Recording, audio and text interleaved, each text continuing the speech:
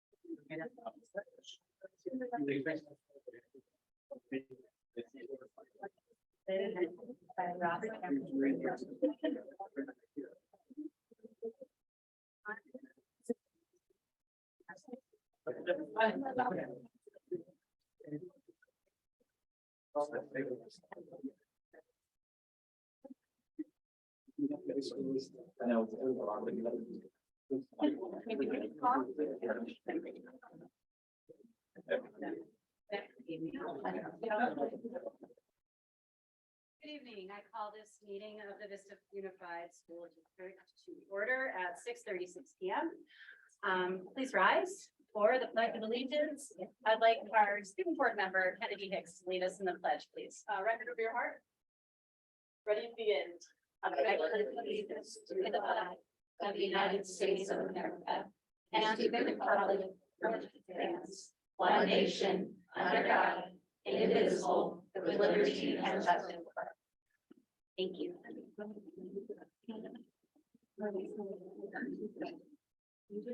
There are no public reports of actions that we took in closed session. So I'm looking to our board trustees for, one note of housekeeping. We are without our trustee Rosemary Smithfield. She's absent this evening. President Martha Alvarado is attending virtually this evening and counts for quorum. Martha, can you hear us? Yes, I can hear you.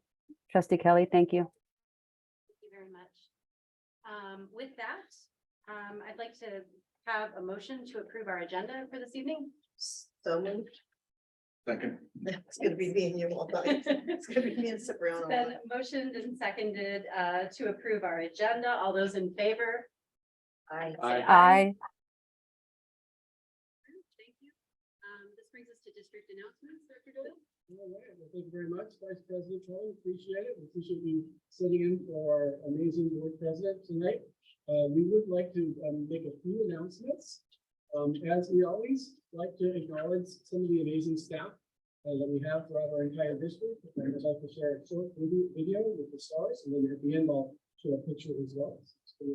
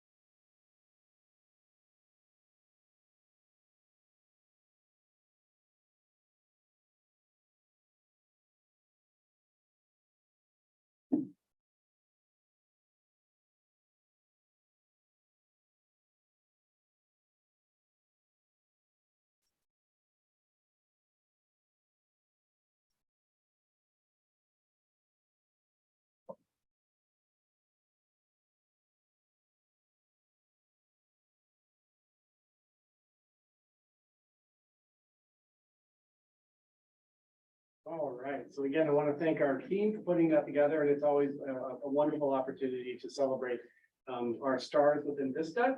I do want to make one quick announcement. I'll save my other announcements for our next meeting. I do want to thank 15 additional schools in our school district who worked extremely hard to fill out a complicated application to become a community school. We submitted it 1 week before it was due. And we're really looking forward to adding to the already 5 community schools that we have. We've had a number of organizations supporting us, such as the Teachers Association, Carrie and her team. Our classified school employees have worked with us in that, and of course, all of our teachers and parents. So again, I want to thank them. I hope you all help me, wish them good luck. as the state deliberates on whether or not they'll approve those 15, and we should know within a month or two. And with that, I'll hand it back to our Vice President Kelly. Thank you very much. Outstanding work. Congratulations to our stars. And greetings, everyone, and thank you for being here. Before we get started with item 6A on the agenda, I'd like to say that our board appreciates and supports all stakeholder input at our meetings. Engagement by members of the public in civic matters is the cornerstone of our democracy. Everyone should have a chance to express their opinions within the guidelines that the board has established for its meetings, so that we are able to conduct the meeting effectively and efficiently. During this meeting, there will be time for the public to comment on matters not on the agenda. In addition, members of the public may comment on specific agenda items after I, as board chair, ask for public comment on an item. Until it is your turn to speak, or if you are just here to observe the meeting, please refrain from any behavior that prevents others from participating in the meeting or that disrupts the board's ability to conduct its business. This includes any conduct that prevents members of the board, district staff, or the person making public comment from speaking. We also ask that when you are called upon, that you address only the board. While we assume that members of the public intend to participate in the meeting in a civil manner, and while legitimate criticism of the board is protected speech, we will not tolerate threats of violence made to board members, staff, or to other members of the public. In the event of a threat of violence, the individual will be removed from the room whenever possible and will be referred to law enforcement. In the event that the meeting is disrupted in a manner that prevents the board from proceeding with the agenda items for its meeting, we may choose to recess the meeting until order is restored. And if order cannot be restored after a recess, we may choose to clear the room, move the meeting to a location where it will no longer be disrupted, or adjourn our meeting. And with that, we have three hold cards for public comment, the first of which I'd like to call Lainey Serrato and Sierra Hadori to the podium.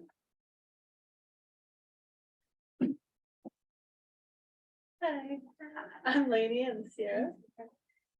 We attended a school board meeting a couple months ago to inform you all about the lack of air conditioning in our weight and art room at RBB. And since then, we have seen things in motion consisting of technicians coming to the school, and our Coach T and Mr. Disney, which are the teachers of those classes, are extremely grateful because this is the most progress they have seen.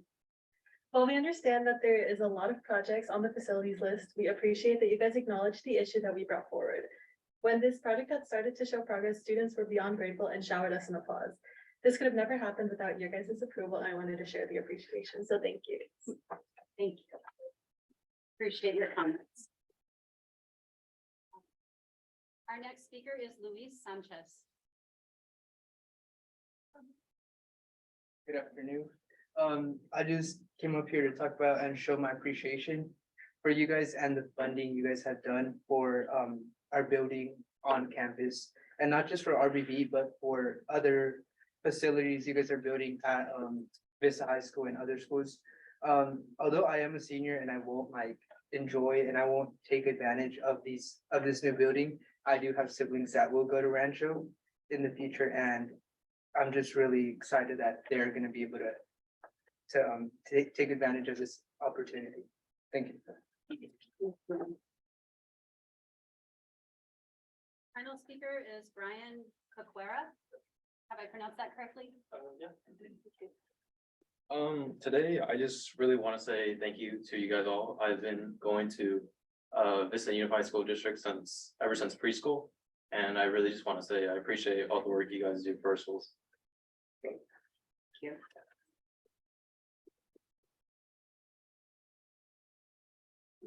Our next agenda item is our reports from school-related organizations. Do we have a report from the Vista Teachers Association this evening? Hello. Hi, Carrie. Hi, nice to see you all. Good evening, board members. Let me put my glasses on. Dr. Doyle, student board members and cabinet, and all the students. It's great to see you here and public. I hope that you're all able to enjoy a spring break. The end of spring break is the beginning of the rush to summer vacation. State testing, IB, AP testing, and starting to plan the end of the year's festivities. That's just around the corner. And we are close to the end of another post-pandemic year. Yay! We have been bargaining now for almost a year. and we are pleased that we have finally reached a tentative agreement, or a TA. Thank you, board members, for preserving the 165 student caps for high school and committing to an advisory committee for the articles 18 and 20, and that's duty hours and class size. VTA values educators' input, and by including educators' voice as we plan for success of our students and our educators. It is in, and the work group shows that the board and our district is valuing teacher input as stakeholders as well. It is in all of our best interest to increase student enrollment, and that can be done by working together and valuing educators as valuable stakeholders. We are happy, again, that we have reached the tentative agreement, and the executive board and bargaining team is meeting on Monday, April 10th, to review the tentative contract language. At that meeting, we will be scheduling several general membership meetings and site visits to discuss and review the TA with members before they vote for ratification. We hope that this TA will pass so we can move on and move forward to make Vista a great place to work and a great place to learn. Thank you. Report is from the California School Employees Association, or CSEA. Mario?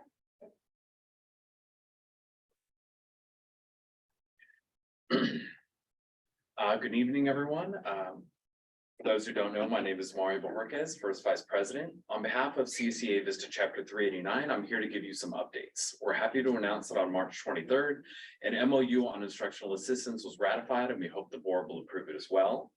A minimum of 6 hours for IAs is seen by CSEA as a stepping stone to real equity for a classification that provides critical services for the students of the USD.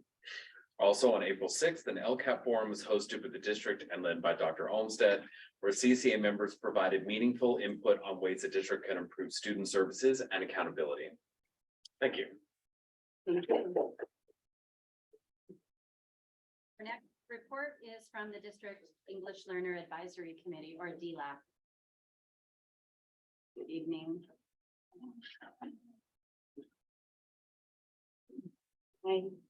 Are we? Nosotros buscamos. No, They're going to. yeah, un momentito, ya me dijo. Okay, Vivian, can you hear us okay? Yes, can you hear me? Yes, everything's great. We're about to start. Yeah, this is- Okay. Okay. DILAC realizó una junta informativa el lunes 27 de febrero. And DLAC conducted an informational meeting on Monday, February 27th. En esta junta se informó acerca de dos temas por parte del personal del distrito. Un tema fue escuelas de comunidad por Tammy Lee y el segundo tema fue seguridad en las escuelas por el Dr. Cherry McKim.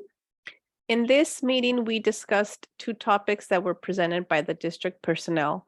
One of the topics was community schools, which was presented by Tammy Lee, and the other topic was safety in schools by Dr. Cherie McKean. DILAC realizó una junta oficial el lunes 20 de marzo.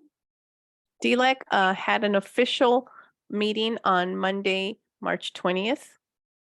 No se cumplió el quórum de 17 escuelas de las 22 escuelas representadas en el distrito y en esta reunión se completaron dos tareas. Quorum was met with 17 out of the 22 schools present, and in this meeting, 2 tasks were completed. La tarea número 7 fue revisar y comentar sobre el desarrollo o actualización anual del control local y plan de responsabilidad. Y la tarea número 2 es llevar a cabo una evaluación de necesidades en todo el distrito, escuela por escuela, en la cual 6 escuelas dieron su reporte. So task number 7, we reviewed and we gave feedback on the local control accountability for the 22-23.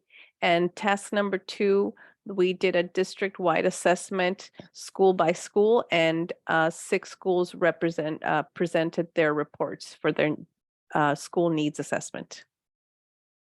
Con respecto a estas tareas, Tila quisiera respetuosamente recomendar, primera recomendación, que los puestos de los enlaces comunitarios sean llenados lo más pronto posible en el distrito. So based on these tasks, DLAC would like to respectfully recommend, number one, that the community liaison positions be filled as soon as possible in the district. Y la recomendación número 2 es aumentar las horas de trabajo de las supervisoras de recreo, de las NUNDURI, en las escuelas primarias, ya que consideramos que son parte fundamental para el cuidado y seguridad de nuestros hijos. And our second recommendation is that we want to increase the hours of the ladies that supervise in the elementary, the noon duties, since we consider them a very fundamental part of the care and safety of our children. And thank you, Vivian. And also I would like to say thank you, Martha, and thank you, Mr. Doyle, because you attended our meeting in February. Was informational meet. And also respectfully, like a DLAC president, I would like that the district, the superintendent considering to sign for ELD student certificate, because after a few years of tests, I think they deserve to have this little bit detail in their certificate. Sería un placer para. Thank you. Ahí es cuando- Vivian, Okay. thank you very much. We're gonna put you back in the implementation line. This is the part where board members report out from things they've attended since our last meeting.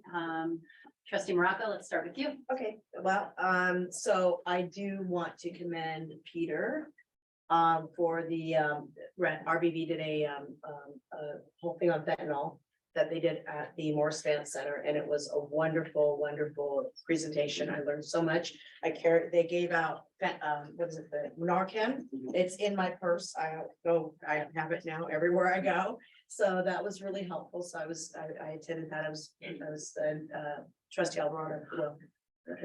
And then I also went to see Singing in the Rain at RBV, which was amazing. And I believe the mother of the lead is here. Yeah, right there. The gentleman that played the lead. It was amazing. It was very, very good. And then I also went to WonderCon a couple weekends ago. And I attended a couple panels that were geared towards educators. And one of them was moderated by a woman works at the San Diego County Office of Education. And they recommended a bunch of graphic novels that are really helpful for students and for people to read. And so this is the first one. I bought all of the ones that they recommended, and I devoured it. It's called When Stars Are Scattered, about a young boy who was orphaned and ended up in a Somalian refugee camp in Kenya. And it is one of these books that I call very grounding and life-changing. So I bought extra copies, and I gave all my colleagues on the dais, including our students representatives. And when Melissa comes, this one will be hers, a copy of it. And I just really would like to recommend this. It's an amazing story. It's a graphic novel, quick read. So that's. Thank you. Trustee Vargas. Yeah, first of all, congratulations to all the honorees that were recognized last month, honoring our own with the Vista Chamber of Commerce and Vista Education Foundation. A lot to celebrate here in our community. In addition to reclassification, thank you to all of our staff that, help make that happen. It takes a village, and with that, proud to see the progress at Grapevine, but I know that, that is happening all across our school districts, especially as we see our students now back on campus and with that curriculum. And so proud to see that progress in the celebrations that will come in the near future for other sites. And lastly, we had our Climate Action Committee with Sean yesterday here in this room. So glad to be here twice in 1 week. Along with Trustee Morocco, talking about things that the school district can do when it comes to sustainability, making sure that we electrify our yellow fleet and other options that we'll be bringing back to the board for recommendations. So definitely looking forward to that. Thank you. President Alvarado, can you share next? Yes, I attended the town hall put on by our wonderful students at RBV on fentanyl with my fellow trustee Morocco, and Dr. Doyle. Additionally, I attended the Nixie Trustee Review Committee, where I was elected as vice president to serve on the Trustee Review Committee along with my colleague from Oceanside Unified who was elected as president, Stacy Begin, I believe is her last name. Help me if I said her name wrong. And of course, I got to visit with the DLAC parents at the informational meeting. And I also spent some time meeting our new school resource officer at Vista High School and got to know him. So it was very a very purposeful visit, and we got to talk about how we could make Vista High safer every day. Thank you. Our entire board did attend the Heroes of Vista event. I just wanted to take a moment of my time to speak to acknowledge those who were honored at that event. For Administrator of the Year, Tracy Zachary, our Assistant Principal at Casita, our Classified Person of the Year, Georgine Smith from Mission Vista High School, the Office Manager here in the room with us, Dwayne Cassie, our Technology Educator of the Year. Two more. Our Art Educator of the Year was George Doyle, possible relation of the gentleman to my left. And then our Healthcare Person of the Year at Roosevelt Middle School, Holly Ruger, was honored that evening. In addition to that event, I had the pleasure of attending our first inaugural bike safety nights, which were led by Teresa McSpadden at the back of the room. She is sitting right near the pledge that we hope to have many, many more students sign as we work toward educating kids about electric bicycles and regular bicycles and safe riding. Those workshops included free helmet handouts, a raffle for a bike, and a lot of education. Probably missing a couple of things that we also had. I participated in the Magnet Steering Committee meeting that was held just past Monday, and the work of that committee is ramping up as we, of course, continue the development of our district's next magnet programs. If anyone's interested, I believe there will be some openings on that committee, and we can go forward. Call district office. Call district office, we'll get you set up. I also attended a session at Mission Vista High School, the Next Generation Learning Consortium, where we had a number of districts from the East Coast visiting Vista as a model of excellence, of innovation. And I personally had the chance to participate in panel discussions with other board trustees from other cities across the United States. Two more items for me. President Alvarado and I had a meeting to start opening communication with Senator Catherine Blakespear, who is our voice in the California State Senate. And also, I attended the Rising Star Breakfast that honored some of our seniors in March, I believe that was. Yeah, it was the March breakfast. So wonderful. Wonderful last month here. Okay, and then our next item on the agenda is a student board member report from Miss Kennedy Hicks of Vista High School, and her introducer will be. I am excited and pleased to introduce Kennedy Hicks as our Vista High School student and for providing you a report. I first met Kennedy in 5th grade, and she was a great student then, and She also. Come on up, Kenny. Huh? Result Kennedy. Yes, She is a Rizzo. great- okay. Before you leave, Rachel, I just want to get a picture of you, Oh. Kennedy. Perfect, all right. Good evening, members of the board. Thank you for your time. My name is Kennedy Hicks, and I'm the student board representative for Vista High School, and today I would like to provide my student board report. As a student, I can say with full confidence that Vista High School succeeds in supporting students in all aspects to prepare them for the future. Vista High has recently pushed the use of the Zello program, which sets each grade level with lessons to build important life skills such as organization and staying balanced, college preparation, as well as career path studies. This program ensures students are being prepared not only for high school, but also for whatever path lies after. Another important academic support system in place at Vista High is the Panther Time study block built into our schedule. This scheduled period was first put into effect last year, and it has proved very beneficial and positive for students. Panther Time is an hour every Tuesday through Friday for students to read, do homework, go to teachers for assistance, or take a mental health break in the middle of the day. This time is important for all Vista High students, but especially so for our AP and IB students with more rigorous coursework. Our AP and IB classes are also vital aspects of how students are prepared for the future at Vista High, allowing them to acquire college credit and experience college level workloads while still in high school. We have a variety of AP classes such as AP Physics, Chemistry, US History, English, Spanish, and many more. Additionally, our IB program is another challenging path that students can opt to be a part of. I personally am an IB candidate, and the IB diploma program takes students a step further than AP to ensure success in life after high school. This being said, for students who aren't sure what they want to pursue after high school, we have an extensive college and career center run by one of our teachers, Mr. Soderback. The center is open throughout the day and provides students with job opportunities, college presentations, careers workshops, and so much more. Another notable feature of life at Vista High this year is the construction all around campus, and this construction can be rather hectic. However, students are more than eager to see and experience the new buildings and all they have to offer in the future. Our athletics department is also very successful and continues to improve at Vista High. We offer many sports in all levels to allow every student the opportunity to participate. Soccer, basketball, football, golf, track and field, cross country, tennis, water polo, and marching band are just a handful of the sports offered here at Vista High. Our sports serve not only as a way for students to stay connected and make friends, but also provide the opportunity to get scholarships and increase college acceptance chances. The Vista High marching band has been very successful this year, going undefeated this past season.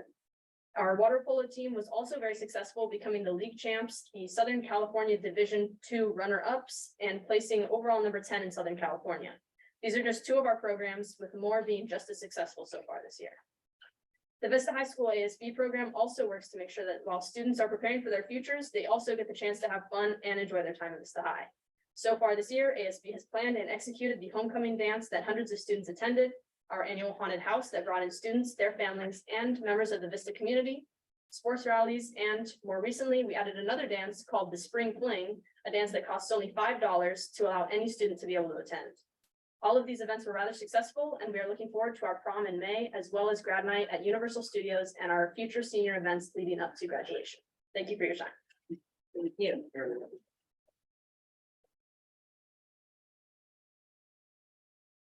The next item on our agenda is a presentation about our new web host platform. Great, thank you, Vice President Kelly. And as our team is coming up, just want to remind the board that we've had a number of conversations about our communication plan. During those conversations, the board has directed me to look into revising, refreshing, improving our web presence. We've been working behind the scenes on it. As you know, this is a very large district, super complex. And we've done this in a very transparent, engaging manner where many members of the Vista Unified family have been involved in providing feedback on it. And we have two lovely ladies here who have led the way. They've not been the only folks, but they've been in the lead. They're going to walk us through a very brief presentation. And then later you will be voting on the new web hosting platform, which will take effect on July 1, 2023. Please. Thank you for your time. Good evening, board members and Superintendent Dr. Doyle. And my name is Renee Evans. I'm the assistant principal at Monte Vista. Starting back in the end of January, Dwayne Cossey and Carrie Perez, who I'm standing in for, started leading the cause to research a new web hosting platform. We started with a list of about 17 websites that have, or web hosts that have been used by districts all over Southern California. Dwayne Cossey and his team compiled it. And we needed to engage webmasters in selecting that. So we went through and we had about an hour and a half to explore these 17, and we voted on our top 3. We answered questions about usability. And as Carrie Perez says, we kind of think of it as our curb appeal. So we want it to be very accessible, and we especially want it to be cohesive. The feedback that we got from all of our stakeholders said that it needed to be cohesive and user-friendly. So after taking into that consideration, go ahead and scroll. And looking at the community feedback that was provided by the TAG team and district and site webmasters and community members, we engaged in this process. We are now at the April 6th, where we are hoping that you will approve the site, the web host that we decided on. After researching those 17, we came up with 3 that the team approved and liked, and we contacted their reps, and they provided us sandbox trials for about 6 or 7 days. And the 3 that we researched were Apogee, which the team thought was clunky and very not user-friendly, very similar to what we have now, which has been kind of decided to be not user-friendly. Another web host that we liked was Final Site. We liked the presentation, we liked the cohesion, we liked that the templates were the same from district down to site level. And we also liked Catapult for the same reasons. It was easy to manage, user-friendly. But there were a little concerns with Catapult. There were not as many widgets and not as many options. So after researching and talking, Final Site was the recommendation, drum roll please, with 40.6% of our members of the tech team voting. So after we decided on Final Site, we then again asked for more feedback, and the feedback we got was that we feel like a district webmaster would be useful because this is a big process, and that would help with cohesion, which was a lot of the feedback from community members. We liked the ease of use. We felt that it was very user and trainer friendly, and we loved the cohesion. You cannot have an inconsistent web host platform with Final Site. You choose a template and all of the templates jive from the district level down to the site level. So we loved that it looked like we all belonged to Vista Unified. So we're just now hoping to be approved and starting the rollout. After approval, we will then sign a contract and engage in training. We have asynchronous and synchronous opportunities for training. We already have meetings suggested, and upon board approval, Final Site will then schedule the meetings that we requested for the web training in person via Zoom. And then we have options for 47 asynchronous options via their website. And we also have the option for 2 additional in-person trainings as the adoption goes on. I think that's it. Yeah, I think so. Do we have any questions? Oh, the other phase, if you want to go over the phase, this is just a Oh. little bit more details about how we're gonna roll it out. Of course. So we have already done the phase 1. We're now in phase 2, the beginning of. We will be engaging in training for all site hosts and for all webmasters and all tech support from later this week all the way to mid-June with a launch of July 1st for the new website. We have targeted support that we are going to survey sites that need targeted support and survey sites that need extra support either in person or asynchronously. And then the list of dates are the meetings that we have already on the books that we can offer that training for. What's really cool about the process that they put together is that every school in our district has a little team that is represented. So it's a really good way to ensure that every school has a similar level of support as we roll this out. The training will hit every group of stakeholders at every site, and everyone who has a hand in site design and site maintenance will all receive the same in-depth training to know how to make us cohesive and make us have good curb appeal across the district. So this was our presentation. Later on in the agenda, you'll have an action item. Do you have any questions for us about it? Yeah, I just wanted to know, you're talking about cohesion across, which I love, Mhm. but does it also allow for enough personalization for each school to give their flair? It does. Each school can give flair, mascots, colors. There are different front templates that can be used, but within reason. That's our next item that the tag team is going to look at. We're going to just give what template choices, so that way we have choice, but not so many that we don't look like we all belong together. There are some state laws that we have to follow, so that's why the templates have to be fairly consistent, so that all of our websites are within the parameters of the state law, all disclosure information and closed captioning, things like that. So that there are some rules why we have to have some similarity across the district, but I think there's enough space for people to develop their own identity at their school site. There are, correct. Okay, trustee Vargas, any questions? Two questions. First one, can you talk about language access? We discussed the language access, and I think once we actually sign with our Sign the contract. agreement with our contract, then we go with that, because that's when we would actually meet our project manager. And from there, we would know more. We did ask for in the plan for translation access, and that was an item that I think Dwayne included in our proposal, and that Dwayne requested, and it is included in our proposal. The second question for our current website. You have some websites with critical information. I'm guessing that's going to transfer over, but just want to confirm. Yes, yes.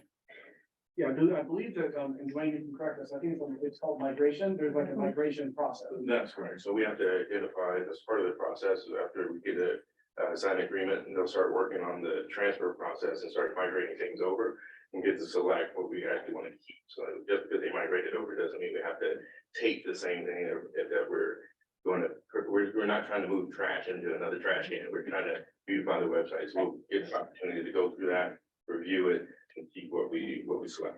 Thank you. That's why it's critical that the board, we address it now, because we need a couple months to get all that migration thing set up and successfully transferred over before we transition out of the old into the new.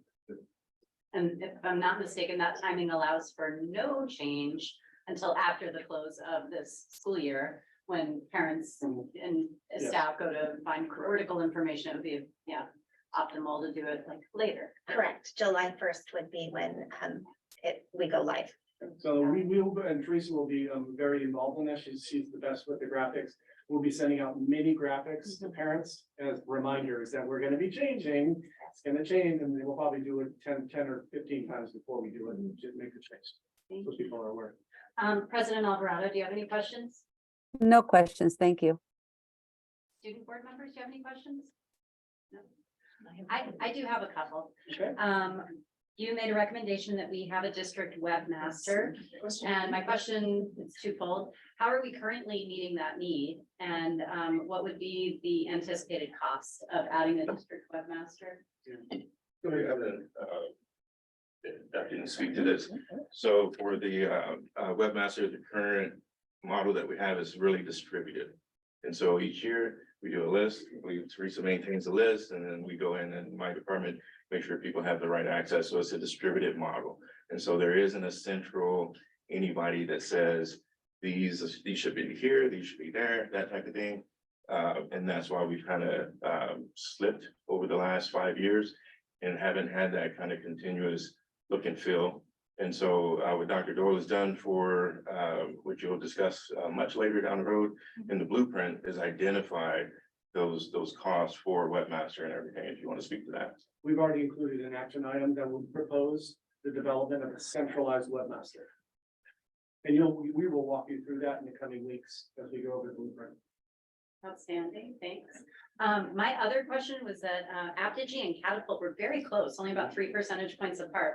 And I just wanted to know, like, as we move forward, are we sure that we're, like those two were almost neck and neck? So what's tipping it in favor of the recommendation? Yeah, we had a short amount of time. We gave the vendors a very limited amount of time to give us their best pitch and show us their product, and then turn around and give us a demo. And a lot of it came down to relationships. Who do you think you can have a relationship with for the next 3 to 5 years? And so we feel really strongly about Final Site, but personally, Catapult was right there. But I believe we're going with the wishes of the overall group, and they felt strongly that Final Site was the right decision for the district. And so we wish to honor that. There was also feedback that Final Site and Catapult were neck and neck, but the majority of the group would have been happy with either one. But Final Site won out. People liked the customization and the ease of use. We were all able with very little training to make our own websites in the sandbox. And I'll point out one thing, one slight difference is Final Site is the only one that comes with its own learning management system where you can get certification as you go through the training. And that's not something that we necessarily ask for, but it's something that they offer in parallel. So. Are there any other questions? Looks like no. Thanks for your help. Thank you. Thank you very much. Our next presentation is our annual update on McKinney Vento. It's always a pleasure to bring really detailed information about a key element of our equity board policy, and those are those students who would fit into the category of McKinney Vento. And we have our amazing student services team. They're both here tonight. Especially great tonight. So Sandra and Joanne, take it away. Thank you. Good evening, everyone. I'm Sandra Seja, Director of Student Support Services and Early Childhood Education.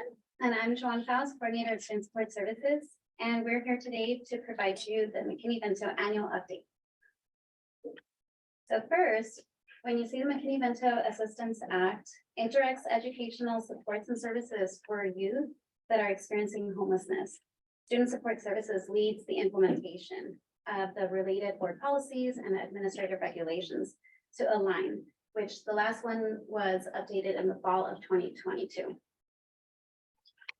And as many of you are aware, the McKinney-Vento Act redefined homelessness to include individuals or families residing in a shelter, individuals or families in shared housing due to loss of housing, economic hardship, natural disaster, lack of adequate housing, or similar reason where they're not officially on a lease or like a rental agreement. So we refer to those as doubled up. It could also be individuals or families living in inadequate accommodations in which there's like lack of water, electricity.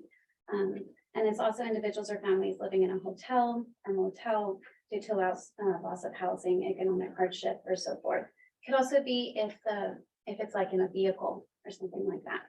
Students under the age of 18 who are living apart from their parent or guardian are considered unaccompanied youth and usually qualify as well. All right, so one of our main responsibilities is to figure out who are these students. And so we have over the last couple of years built in an annual housing questionnaire into our initial and annual re-registration process. Many of our students become homeless or qualify as homeless during the school year. And so one of the big things that we'll talk to you about right now is how do we prepare our staff to identify when they get this information who might be have become homeless and qualify for McKinney-Vento, and how to complete an updated housing questionnaire so that we can get them officially qualified. So this is our current status district-wide. We have 566 students qualified as McKinney-Vento as of the end of March. 267 of those are at the elementary level, 149 middle school, and 150 at the high school. So on the next slide, you can see here the distribution across our elementary schools. These are the numbers of students that had qualified at the end of March. As McKinney-Vento, and you can see that there is a lot of disproportionality, right? Some schools have much higher numbers of McKinney-Vento students. The next slide shows our middle schools, and again, you see four of our schools are kind of in the same range, but one is definitely stands out. Roosevelt Middle School is having the majority of the students who qualify amongst the middle schools. And at the high school level, again, you see some differences across schools, with Vista High having the highest number of students who qualify as homeless. So we provide some school support. We have the district liaison. We also have a certificated and classified representative lead at each school.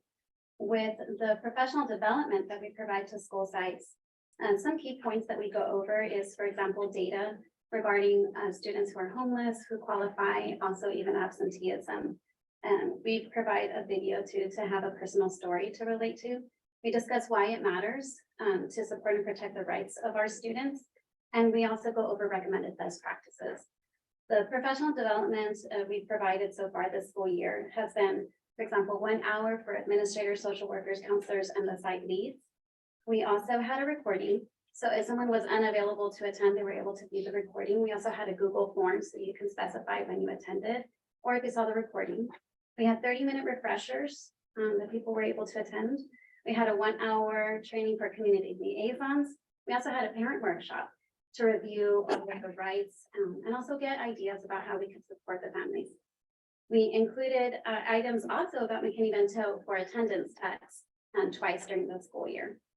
Sites also had resources available, such as a list of students that qualified, and this was available for administrators, counselors, social workers, and liaisons. We gave a housing guide which also shows the housing questionnaire and how to fill it out specifically, because there's some kinds of questions that come up.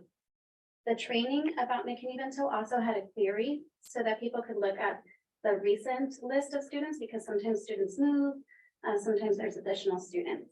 And the schools were provided with a poster to make sure that they put the rights in their office. We were asked to make sure that they put it on the website, so hopefully with the new website that'll be transferred over. And then also in their future handbooks.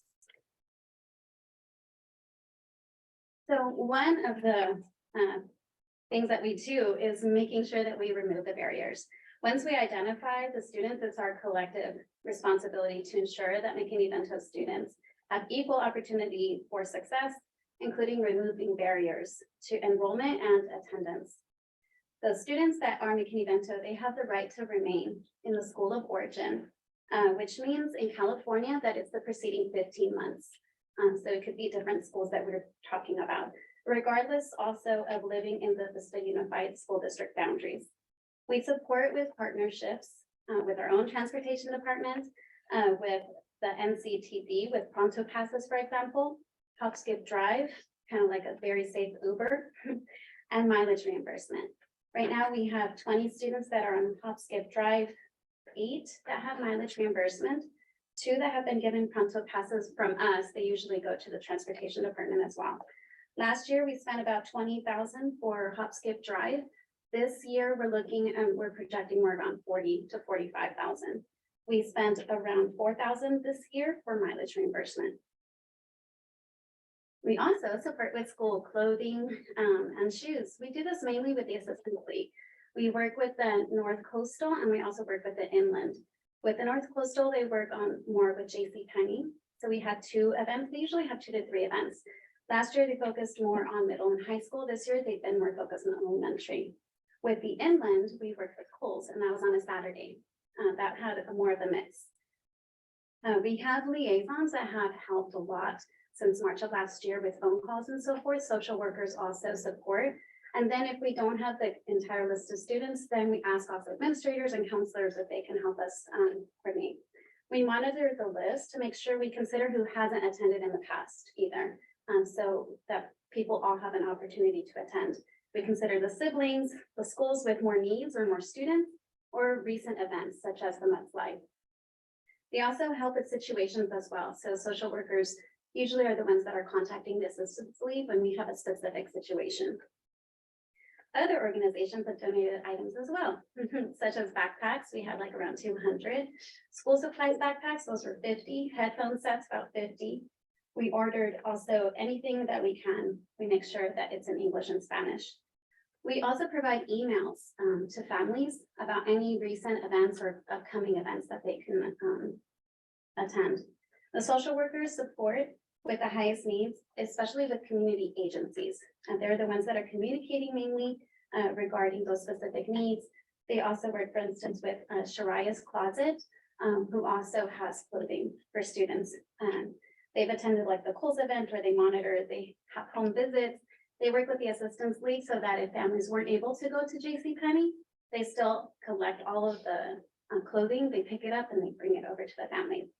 And they also work with Dr. McKean with BCC if they have events or if there was, for instance, glasses or dental supports to make sure that students could attend to get those services, or like students that are unaccompanied that have no transportation and don't have a guardian listed, that they can still get that support. We also have our annual professional development. We attend San Diego, different kinds of conferences, and California conferences, mostly web-based. And as a result, we also have students that have instability of housing and they have related challenges.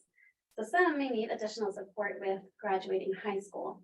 With credit reduction, this recently changed in January. So before, students were offered 2 options, and as of January, they're going to be offered 3. In addition to the regular course of finishing. If a student has completed 2 years of high school and they enter a school in 11th grade and they qualify as McKinney-Vento, they have 3 options now. The first 2 were offered before, the third is now offered. The 2 options is first, that they can have A through G completed in a 5th year. So they can have an extended year for 5th year, so they could complete A through G. Or they can have their credits reduced to fulfill the state requirements and fulfill it in 4 years and not have to complete the LEA, the A through G requirements. The third option that just started in January is that now they could complete the state requirements of credits in 5 years. So that's an additional change. We also collaborate and we make sure, for instance, with FAFSA, we obtained information for students on FAFSA with homelessness in English and Spanish, of course. We sent all the copies with the student names to all the sites, and we also give additional copies in case. We collaborate with districts as well to ensure that the school of origin is always provided.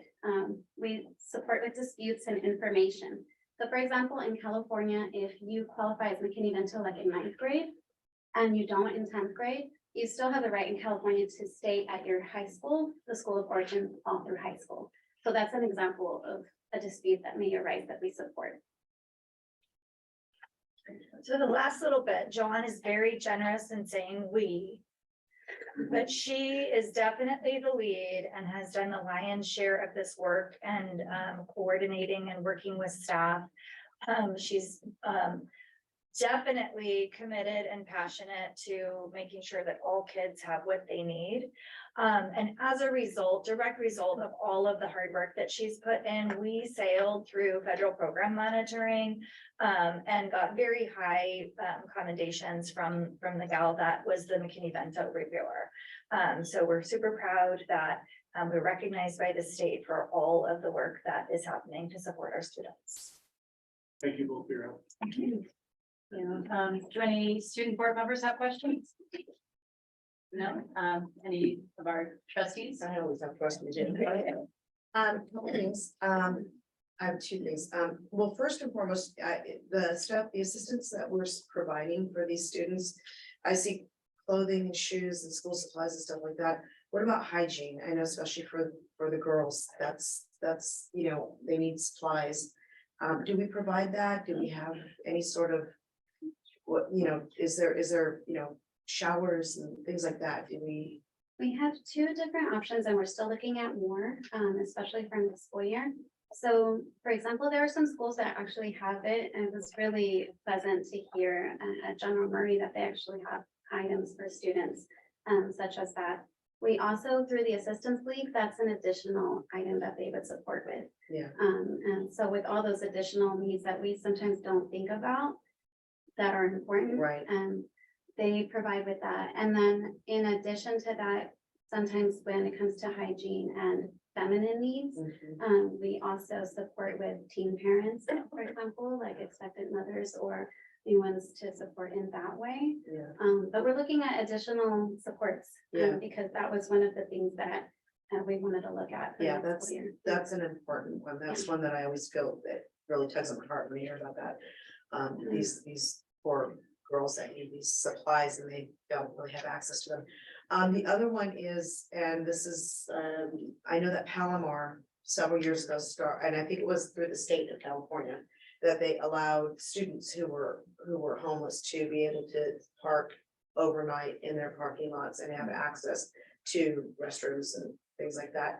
Is there anything like that for K through 12 going on? Do we know, are we looking at anything like that? Do we have anything like that for our students and their families? Yeah, so Vista, the cities typically are in control of that. And yes, Vista has those programs, and actually Vista Unified is partnering with them in staging some of those opportunities. And any student who's school age would be able to avail themselves of that as well. That would be, I think that would be so helpful. I think that would be wonderful. Yeah. Okay. We also work with like Olive Crest if a student is unaccompanied, or it's just temporary housing to support them, as families that want to, and our social workers don't stop until they try to find some solution. Thank you. President Alvarado had her hand raised on Zoom, so I'll let her ask the next question.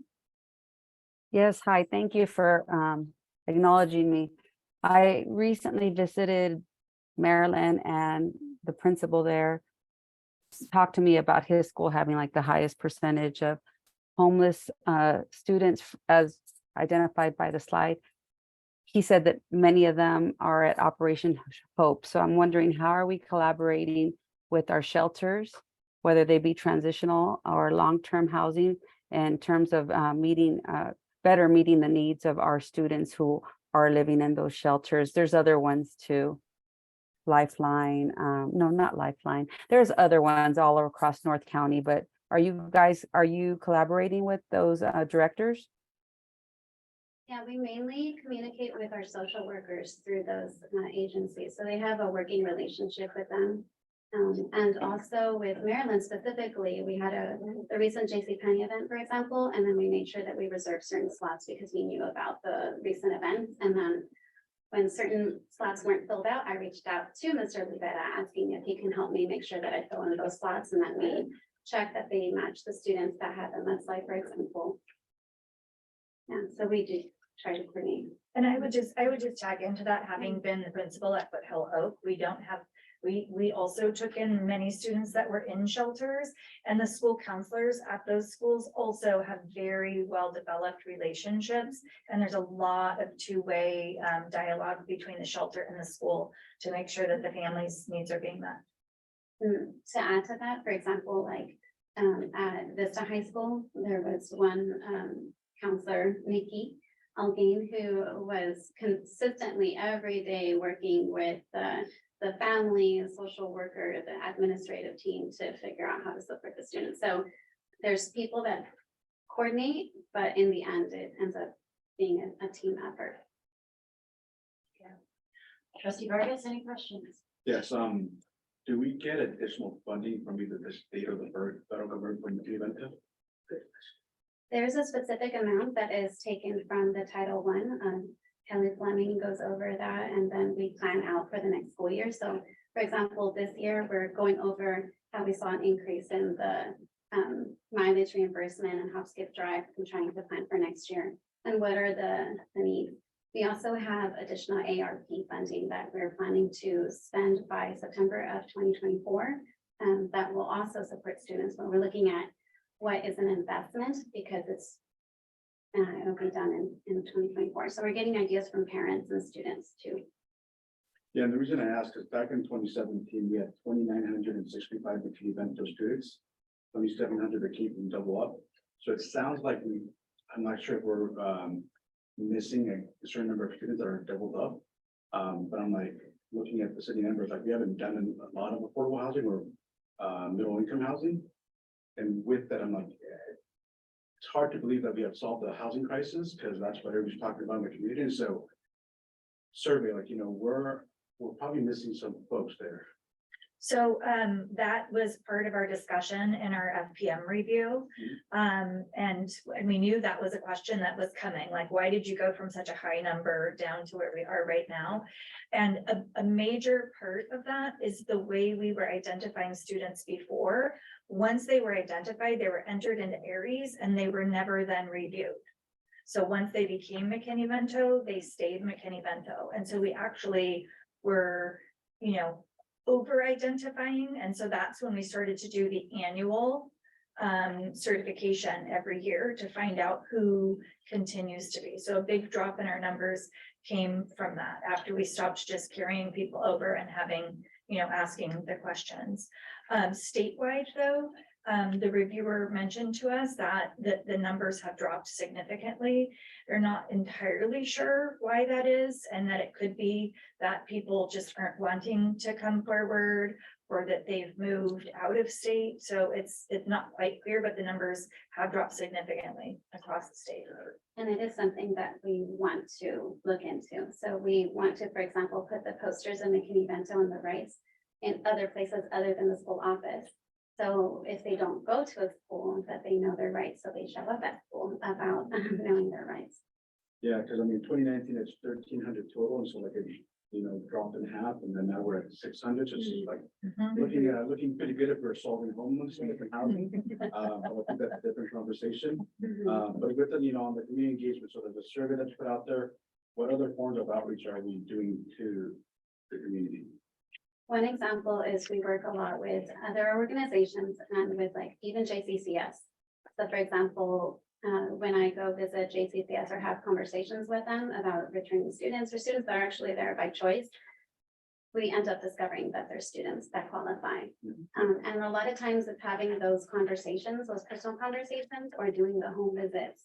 But sometimes when you do a home visit, everything looks fine, and if after you have a conversation, you build that relationship, then they reveal that there's an eviction coming and so forth. So we are doing things like that, like home visits and coordinating and kind of communicating, trying to dig deeper and extending the professional development where it's not just, for example, our department, or it being that it's somebody particular who's, it's their job. It's all of our job to try to identify. So that's what we're trying to do. Yeah, and I mean, and I know we added more social workers, parent liaisons, so I think that's helpful. One request, Dr. Dill, if we could connect with Jimmy Figueroa, is the executive director of Operation Hope. He's expressed that they have a lot of our families, and so that they, seeing potential partnerships. And we already do some of that, but just, kind of start that conversation. We will absolutely do that.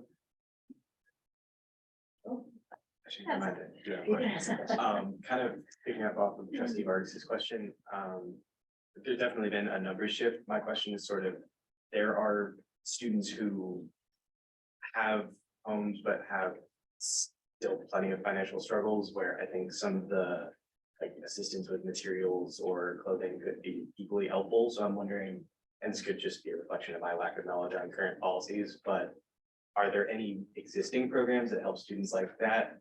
Or could we consider developing those? Because I think this is a wonderful program that I think students like that could also benefit from. We try to see if there is a way that someone qualifies. If it's McKinney-Vento, then they would need to qualify under certain conditions, but we try to see if there's something we're missing. And then, for example, when we have the Assistance League, Sharia's Closet and so forth with those collaborations, sometimes students that are not technically McKinney-Vento, but we specify who they are. Like we know there's maybe this family that maybe they technically didn't, but Assistance League is allowing them to be able to have that support. A lot of it is that communication, but building the relationship where students feel comfortable talking to us about it. And I would add to that our school counselors and social workers serve all of the students. So if there were a student who needed a backpack, who needed supplies, who needed hygiene items, those are available. And maybe students just don't know it. Maybe we need to do a better job of letting them know. I was gonna say that I think for programs like this, marketing, when they think like making sure people are aware of the availability, I think is huge. And then just from kind of anecdotes I've heard, like connections through teachers, where it's like often a student will make like what seems like a remark, it's just, oh, that's just how my life works. And then teachers just, hey, there's something that can actually help make that better. So I think making sure teachers are aware and qualified to share. Great insight, thank you. That actually segues to the question I have, which was about the resources that you addressed, what we use. We are implementing a Telespark for our secondary students, and I was wondering, is there just that ability for staff members to communicate, through that system, knowing when students have particular needs? We look at, for example, the students that are McKinney-Vento and who would know. We are careful with having that information for everyone.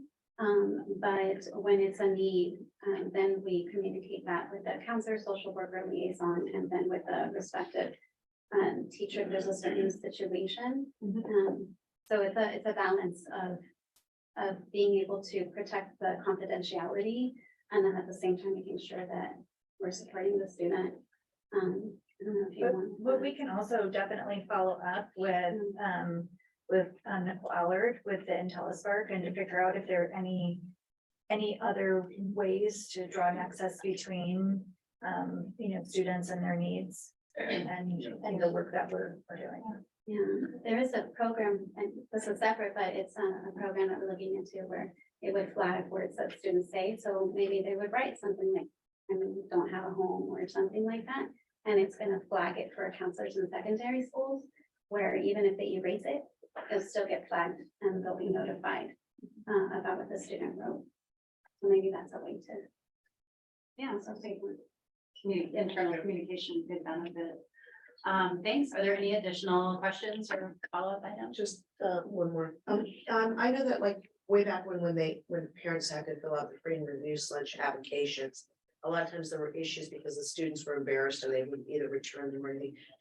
Is the surveys, are they done in such a way that the students don't have that control over them or? yeah, and a lot of it has to do with the training. To understand that even if they haven't filled it out yet, that they still have free lunch. Right now, it makes it easier because you know, how we have the lunches free Right. and the breakfast. But, we make it about people understanding that as soon as they show up, they're able to have, free. No, but I mean, this Oh, McKinney just Vento, the application? survey, are you having the The same? stigma? Yeah, the stigma of, is that possibly So something that you're? that we have try deal with? to, oh, sorry. That's, We try to explain a lot with families, because I know sometimes terms that are used, and we try to explain what it actually means and that it's about resources and that homelessness doesn't mean you don't have a home. It just means that you're in a challenging situation that is under certain conditions, and then we try to support you. So it is a lot of that communication. And that's also a reason why I often will say McKinney Vento. And it's the parents that complete the survey as part of the registration process in Aries. And then it's only the paper process when a staff member comes to find that there's a reason to complete a new form. gotcha. Mhm. Thank you. Outstanding. So, thank you very much. And any students who are attending for class credit may now be released. And I believe we have a staff member who can sign off on your forms. But they were. And you are always welcome to stay. Just move outside the room. Yeah, includes our, does that include our board members? Not yet. Yep. Well, you guys don't need. So the next item on the agenda is our consent calendar, items 10 through 15. I believe there are two items which will be pulled from consent, which are 12B as in boy, 12C as in Charlie. With that said, may I have a motion? I think there was one I need to pull for clarification. Okay. Let me find it. It's 15G. 15G as in golf Yes, and 15H. and H as in hotel. Yeah. May I please have a motion to approve the consent item with the following items pulled? 12B as in boy, 12C as in Charlie, 15G golf, and 15H hotel. So move. Second. Okay, it's been moved and seconded that we approve the consent calendar as amended. All those in favor, say aye. Aye. Aye. Okay. So with that said, may we please have a motion? Wait, we've approved the consent. You've approved it with the exception of these four. And now we will begin. all address each individual one, starting with 12B. That's what I meant to say. Right, and so Sandra will give you the necessary information, and then ultimately the board vice president will then engage the board in the discussion and subsequent approval. Sandra, please. Thank you. So, This one of the things, I apologize for intervening in this one. This one actually has two items, even though it's one item, there's actually two cases. And so when the motion is made, we'll help you with the motion. When you're ready, we'll have to make the motion considering both of the cases because there's only one item. Okay.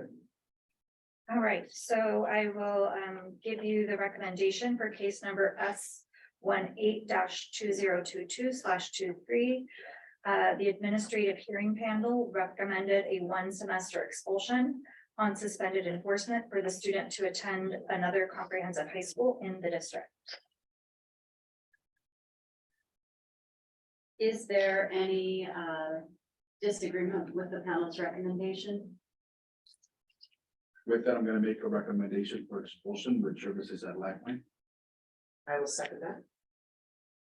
There's been a motion and a second. You However, actually- we're not you have- voting you have to yet. complete- You have to complete the vote until you finish with the second case. You can have a So was discussion about Lifeline the that. only recommendation Oh. so far? No discussions. And I.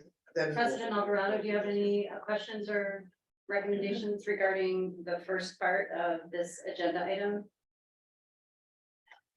Are you referring to S 18-2022/23? Yes. No, I have no questions. Yeah, so we will be taking a vote at the end for expulsion to JCCS with referral to Lifeline for S 18-2022/23. And then the second item, the second case on this agenda item is E 19-2022/23. Sandra, can you please walk us through that? Sure, for case number E 19-2022/23, the administrative hearing panel recommended a 2-semester expulsion for the student to attend the San Diego County Office JCCS program. Board trustees, any discussion? No, I move that we accept the panel, was the panel's recommendation? Administrative hearing panel. Yeah, the panel's recommendation. I'll accept that friendly amendment. Okay. So where we are now, I would like a motion to approve agenda item 12B as stated, where case number S 18-2022/23 is an expulsion to JCCS with a referral to Lifeline, and case number E 19-2022/23 is an expulsion as recommended. May I please have a I motion? made the motion as of the friendly Yeah, amendment, there's a so motion on the floor. we're good to go. Yeah, so. Okay. All those in favor? I, Aye. Aye. Okay, moving to item 12C.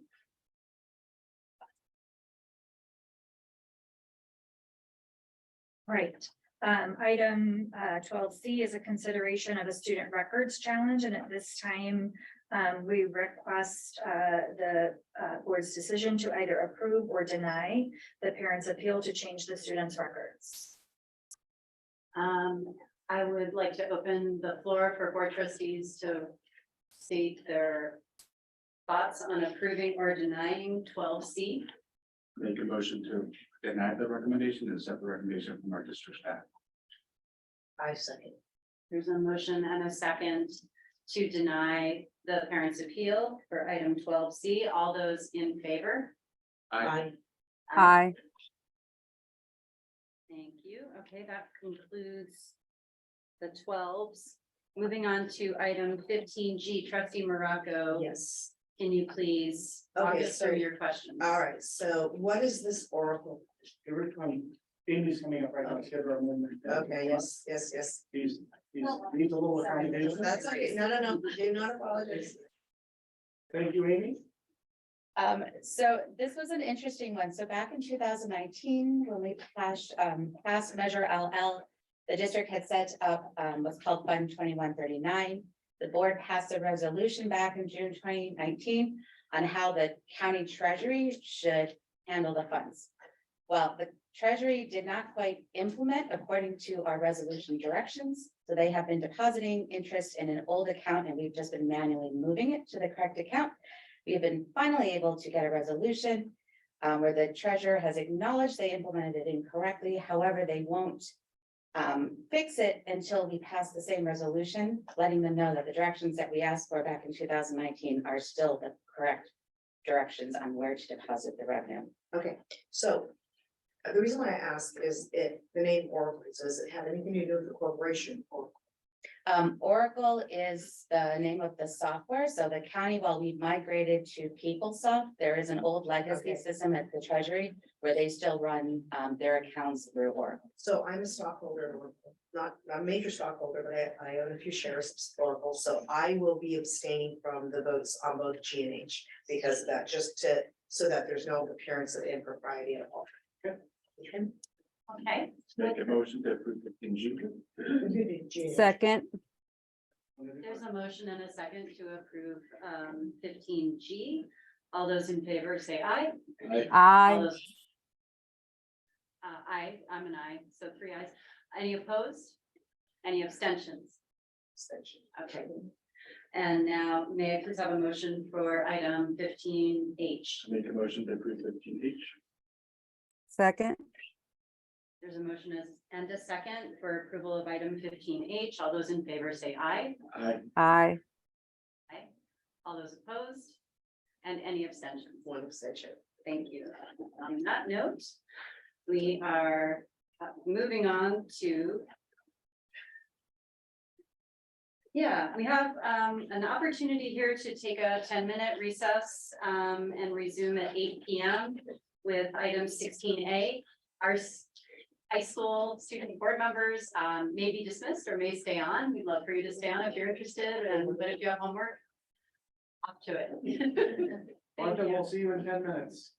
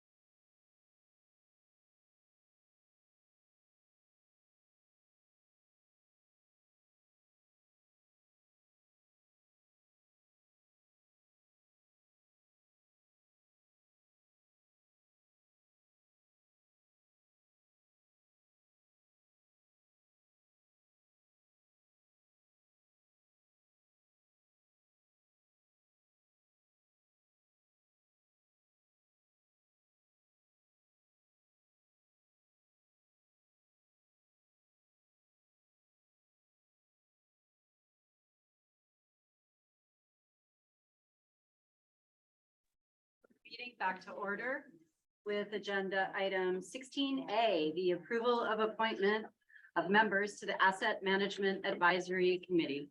All right, so thank you, Vice President Kelly. Before we begin, I just want to double check with our board president, Martha Alvarado. Martha, are you able to hear us? I can hear you loud and clear. Thank you, Dr. Doyle. So we're gonna jump into this section. The board is aware, they've directed us in the course of a number of months. And we'll go over the sequence in a moment, to move the district into the process of identifying, representatives for an asset management committee. So the purpose of this item is to bring you through just a quick overview. Kristen will lead this, as she has from the beginning, of what brought us to our conversation today. And then most importantly, your task tonight, the item that's actually the action item you will be voting on, is to identify the actual people representatives on the committee itself. I do want to encourage the board and members of the public to allow us some grace to walk you through this. It is going to be a complex conversation tonight. It's not our intent to frustrate anyone, but we'll try to intervene to help people still keep focused in the correct direction, because there are multiple variables that we will be having conversations about. Ultimately, board members, this is your meeting. And if there is anything that is happening that is causing confusion or frustration, please let us know so that we can reset. It's only our intention to make sure that you have all the information you need to select appropriate representation for the asset management committee. So at the end of this conversation, and I'll help you again, you will have to make a motion to approve, and then we would name the exact numbers. And remember, this is a blind process. Dr. Lotion will remind you of that process. The representatives on the asset management committee. So that's ultimately what we're about to do. So having said that, I'm going to share my screen. And I want to thank Kristen Rose for really leading this process. She's been with us since the beginning. And of course, Dr. Lotion has been right at her side. And they've worked together to prepare, I believe, an excellent process, albeit quite complex. So Kristen, take it away. All right, thank you, Dr. Doyle, members of the board. So we're going to review kind of the timeline of how we got here. Dr. Loescher is going to review that, and then I'm going to kind of walk you through some considerations, right, as we talk about potential members of the committee, and then we'll begin the review and selection process. Okay, so Dr. Loescher, we'll kick it off in terms of where we've been and how we got here.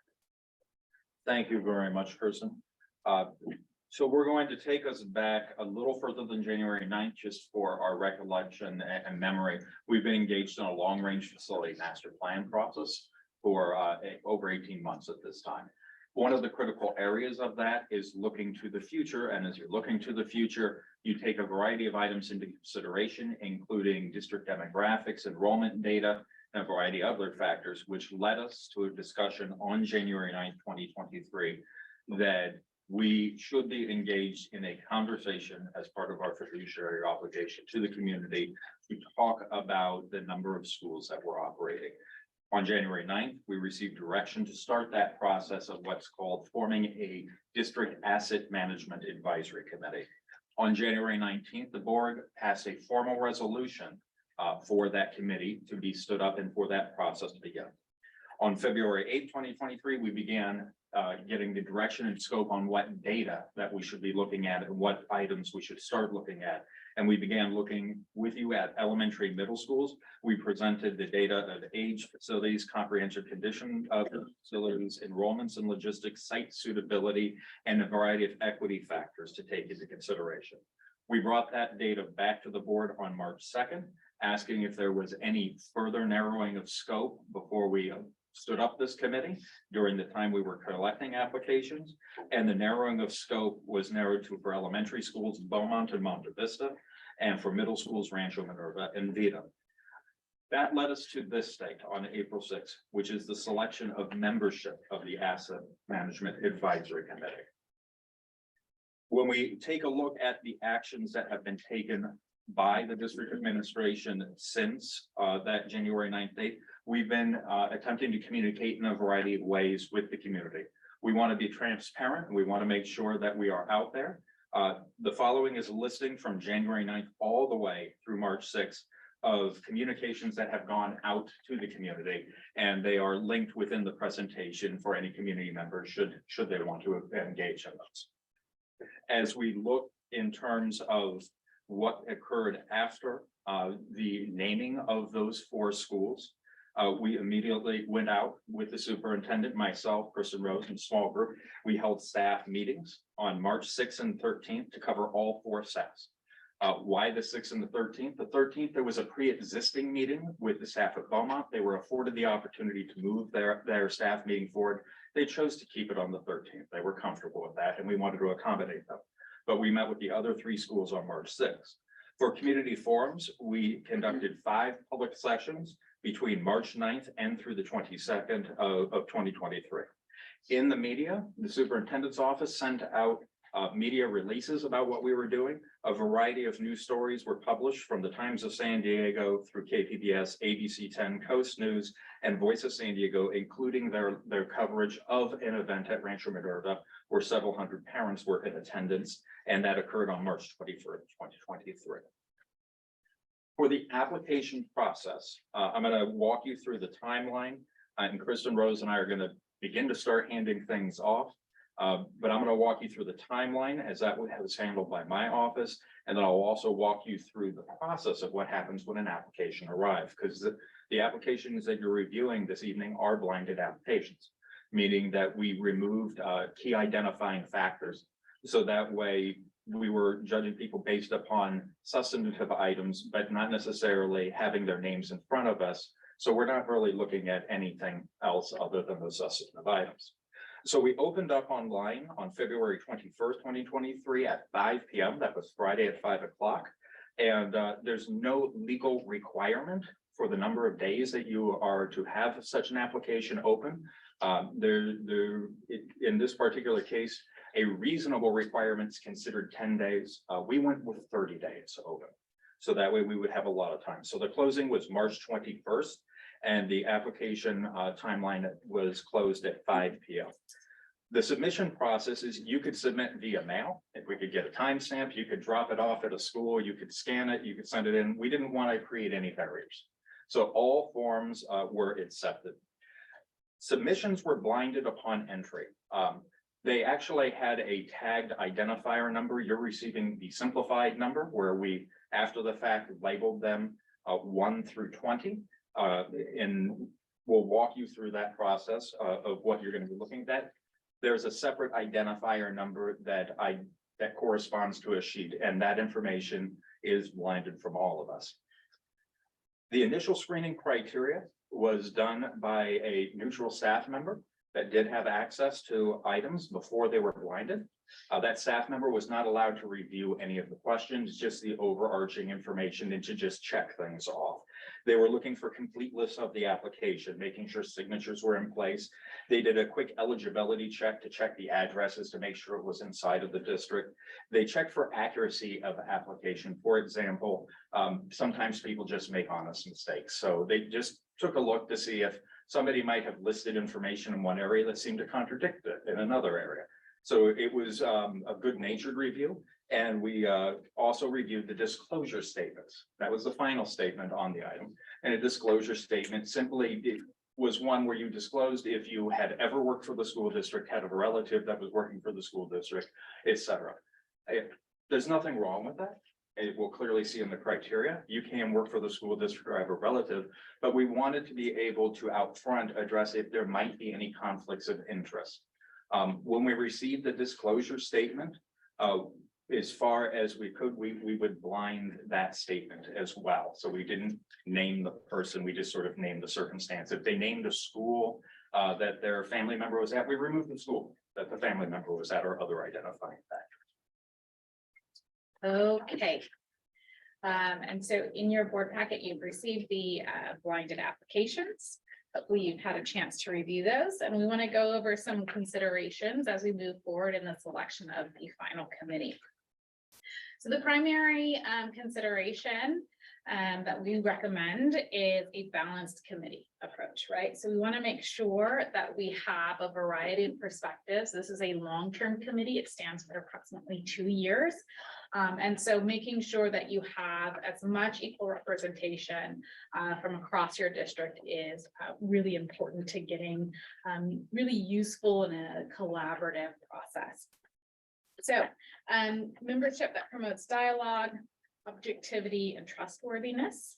Best practice is limiting the number of members in any specific category. Again, to get that breadth of representation, there are specific state requirements for the categories. So we recommend that you look at limiting the number of representation from each category so that we don't over-represent in any one category. Best practice is a geographic representation as well across the district. As best you can with the applicants that you have, we recommend that you provide extra consideration for representation in various parts of your district or across various sites within your district. And again, remembering this is a 2-year committee that may be charged with future recommendations. So thinking about representation beyond maybe the sites that are just being considered now.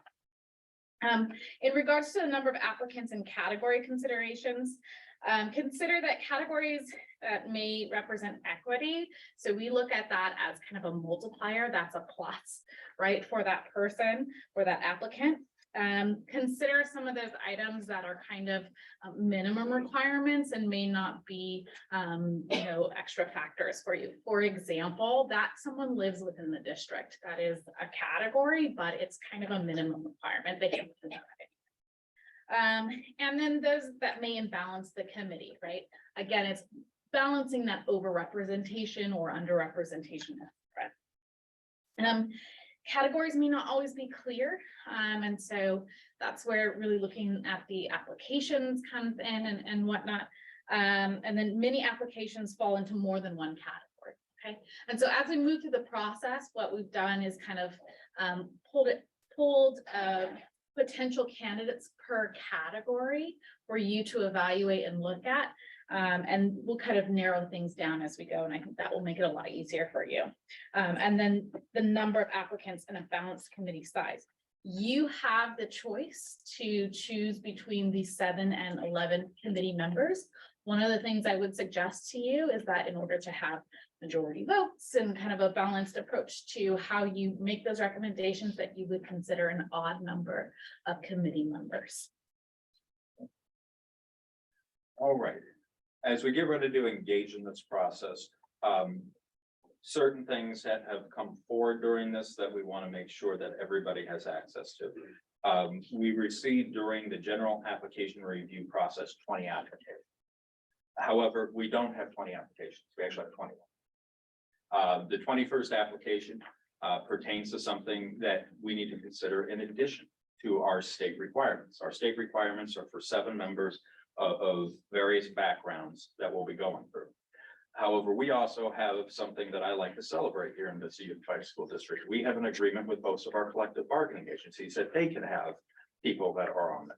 So our 21st application is from the Teachers Association. We have a separate application that was submitted to represent our CSEA chapter that are there. And that's something you may want to consider as we are working through this. Because when we come to the first decision-making point, we're going to be looking at having 7 members, 9 members, or 11 members as an odd number, keeping in mind that you have to have the 7, you can't exceed the 11, 9 is in between. But for those 2 additional, those may be somebody that are your first 2 at-large members to take the committee from 7 to 9 that you may want to be considering. For the review process, what we're going to be walking you through, and by we, I mean, not me, Kristen's going to be doing it, is really, we have to meet the state requirements. We want to make sure that we honor our district values by focusing on diversity, equity, and inclusion. And as Kristen has said, that when we talk about district composition incorporates 3 protected class categories, but it doesn't call out which of the 3 it is. The 3 protected class categories are senior citizen, socioeconomically underrepresented, and ethnic minorities. those three. You could be any one of these threes and check that box. But we're not permitted to ask further. We have to ask the question as the state put it. We're going to be looking at things and considerations I mentioned, such as the association membership. We've included information on backgrounds and contributions. You have the answers to questions. But really, it's up to your final review and final selection. We did try to order the categories in a way where you're going to get some early wins quick. As far as the process that you're going to see back and forth, Rachel is going to be running the analog board. That's because every time we don't have an analog board, technology says. Amy, all the way in the back, is going to be running the digital board. And the difference between the analog and the digital boards is as you select a member, Amy's going to be highlighting them on the future slides that you consider. So you know that that's not somebody you should be considering. They're already been selected in another category. So that way we start to whittle things down and take a look as we go through each step. Okay. Ready? Yeah, so we are going to review the state requirements. One member shall be of ethnic, age group, and socioeconomic composition of the district. One member shall be in the business community, such as store owners, managers, or supervisors. One member shall be a landowner or renter, with preference to be given to representatives of neighborhood associations. One member shall be a teacher in the district. One member shall be an administrator in the district. One member shall be a parent of a student in the district. And one member shall be a person with expertise in environmental impact, legal contracts, building codes, and land use planning, including but not limited to knowledge of the zoning and other land use restrictions of the cities and counties in which the properties are located. And then additional consideration for your district level requirements for your CSEA and BTA representatives. So our first decision point is regarding the number of members that you are looking to select for the committee itself. 7 members, which meets the minimum state requirements. 9 members, which meet the minimum state requirements, plus an additional 2 at-large members. And then 11 members, which is the state maximum, and would include the 7 minimum state requirements plus 4 at-large members. I'll continue to discuss. I'm looking to our board for their thoughts. Let's start with President Alvarado. Do you have a suggestion of the number 7, 9, or 11? Yeah, I would probably think that 9 members is a good number, considering we might need alternates if anyone from that pool can't complete the 2-year obligation. Thank you. Trustee Morocco, your thoughts? I agree, 9. Okay, Trustee Vargas? I do, and just to add to that, for seats 8 and 9, I would look for us to look for candidates from District 3 and 4, which are currently not represented in the list of applicants. And so I would ask for us to hold something to consider. Thank you. I am also in favor of a 9-member committee. Kristen, can you advise us on what our options might be for filling at-large seats with people outside of the initial applicant pool? There is nothing that says that you can't do that, right? So it is up to the board to appoint the committee members. And if you feel like you need additional representation, you could do that. You could choose to do that. There's no rules to how you actually appoint this committee. And just considering that, you know, as a district, you've been very transparent and open about that process and whatnot. And so that's why there's an application process, but there is not a requirement for an application process. And could you please remind us of the schedule of meetings for the committee? Because their work begins very quickly. What kind of time frame would we have to identify those additional members? So there's 2 options that I want to be able to present with you on that. First is it pertains directly to the board member's question. The orientation meeting is set for the 18th of this month. So the first meeting for orientation involves getting the committee affiliated with the Brown Act, what they can and can't do, what the scope of their charge is, how meetings interact and what are there.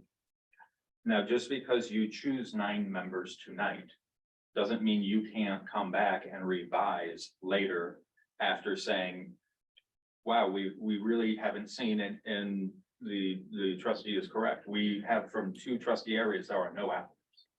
and there haven't been. And that's not for a lack of time or wanting applicants. But there's nothing that may stop you from saying you would appoint 9 tonight with the 7 and 2 at-large members, but say a further action would be, could you reopen the application to try and get 2 additional members or additional membership from a commitment from other areas to add to this conversation in the future? So that is always an option for you as well. I actually, I think if we are going to go that route where we want to seek out people in these other areas, I would say let's postpone this entire process. And the reason is because whatever recommendation this committee comes up with, we need to have community buy-in. And it needs to seem like it's a fair process. If we select people, we gave a date, a range, it was in the press. We alerted the community, everybody had the date to submit their application. And to say that, oh, well, now we got 21 applications or 20 applications. We've got 20 applications and that's just not good enough. We want more. It makes it look like we're trying to, like, I realize that we're talking about getting applicants from these other districts. However, to me, the public perception could be that we are trying to pull something sneaky or shady. And so I would say that would be my recommendation. If we want to do that, let's just extend the date, or do it, reopen it, for it. Okay. But I'm hearing that we have consensus on a committee of 9 members, but we do not have consensus on how to fill those spots. Yes. President Alvarado, what are your thoughts about the suggestion from Trustee Vargas about adding, holding 2 seats open until we can see more applicants? Well, based on the outreach that this district engaged in and the extended time frame to receive applications, I don't feel that it would be in the best interest of timelines of decisions that this committee is going to be tasked with making, or not tasked with, they're not making decisions, they're making recommendations. I don't feel like it should be postponed. And so based on all the media, the newspaper articles, the announcements at our district meetings in the past, going out to schools, and also some of those teachers or some of those administrators, or some of them may be working at schools in Trustee Area 3. I read one application where one of those applicants worked at Grapevine. That's Area 3. They might not live there, but they work at Grapevine. So I don't feel like it's in the best interest of the work that has to be completed to delay it. And I would not be in favor of delaying it. I would like to us to look at the applications tonight and make a decision. Thank you. I am the 3rd trustee who agrees with that approach, that we appoint 9 tonight. I agree that it's unfortunate we did not get enough applications for full representation from all 5 of our trustee areas, but I think we made every reasonable effort to do so. So moving on, I think let's start filling 9 seats. Okay, great. So we will work towards filling those 7 minimum requirements and then 2 at-large members as well. I do have a question about I see that alternates are listed there. Will we be appointing alternates as well? You have the capability tonight to select alternates, which would be the recommendation of staff. So that way, if between the time of application and the time of phone call, we can immediately move on to the next people on the list. Things change in 45 days. People that have applied, when we talk and call and may say, are you ready for your 2-year commitment? They may say life circumstances changes. The work of the committee, as President Alvarado has already pointed out, is going to be fast paced, and we need to be able to start to engage. So it's normal to appoint a few alternates, which is why we list them for your consideration. For the record, the alternates would not be member of the committee unless one of the 9 didn't accept. Correct. Would they participate in orientation? So they would be They ready to could participate in slot in? orientation, but they would not be on the committee and they would not be part of the recommendation. Understood. So Sean will go over the matrix. This is the full matrix of all the applicants and the categories that they fill. And then as we work through, we're going to break these up based on category and walk you through the decision-making process. All right. So we want to walk you through a few nuances of this particular matrix. You're going to see 20 numbers listed on the left. Those are applicant numbers. You're going to note that applicant 3 has nothing around them and it has been struck through. Applicant 3 contacted me last week and asked for their name to be removed from consideration. Therefore, based upon that, I removed all of the identifier and information that they presented to us. 2 additional items, you're going to see a few asterisks on there for applicant number 12 and applicant number 15. Number 12 and 15 upon further review qualified as property owners and renters in those categories. So that's why there's an asterisk, is that they are added throughout this presentation. A few additional items for your consideration as we work our way through this particular item. For social contributions, as I stated, the applications were blinded. We wanted people to have the right to anonymity in this. These were not people that are running for public office, they're running for appointment. When you see social contribution of district, it means it's somebody that is contributing to the district through some form of either board subcommittee or on the PTA or some form at their school or district level.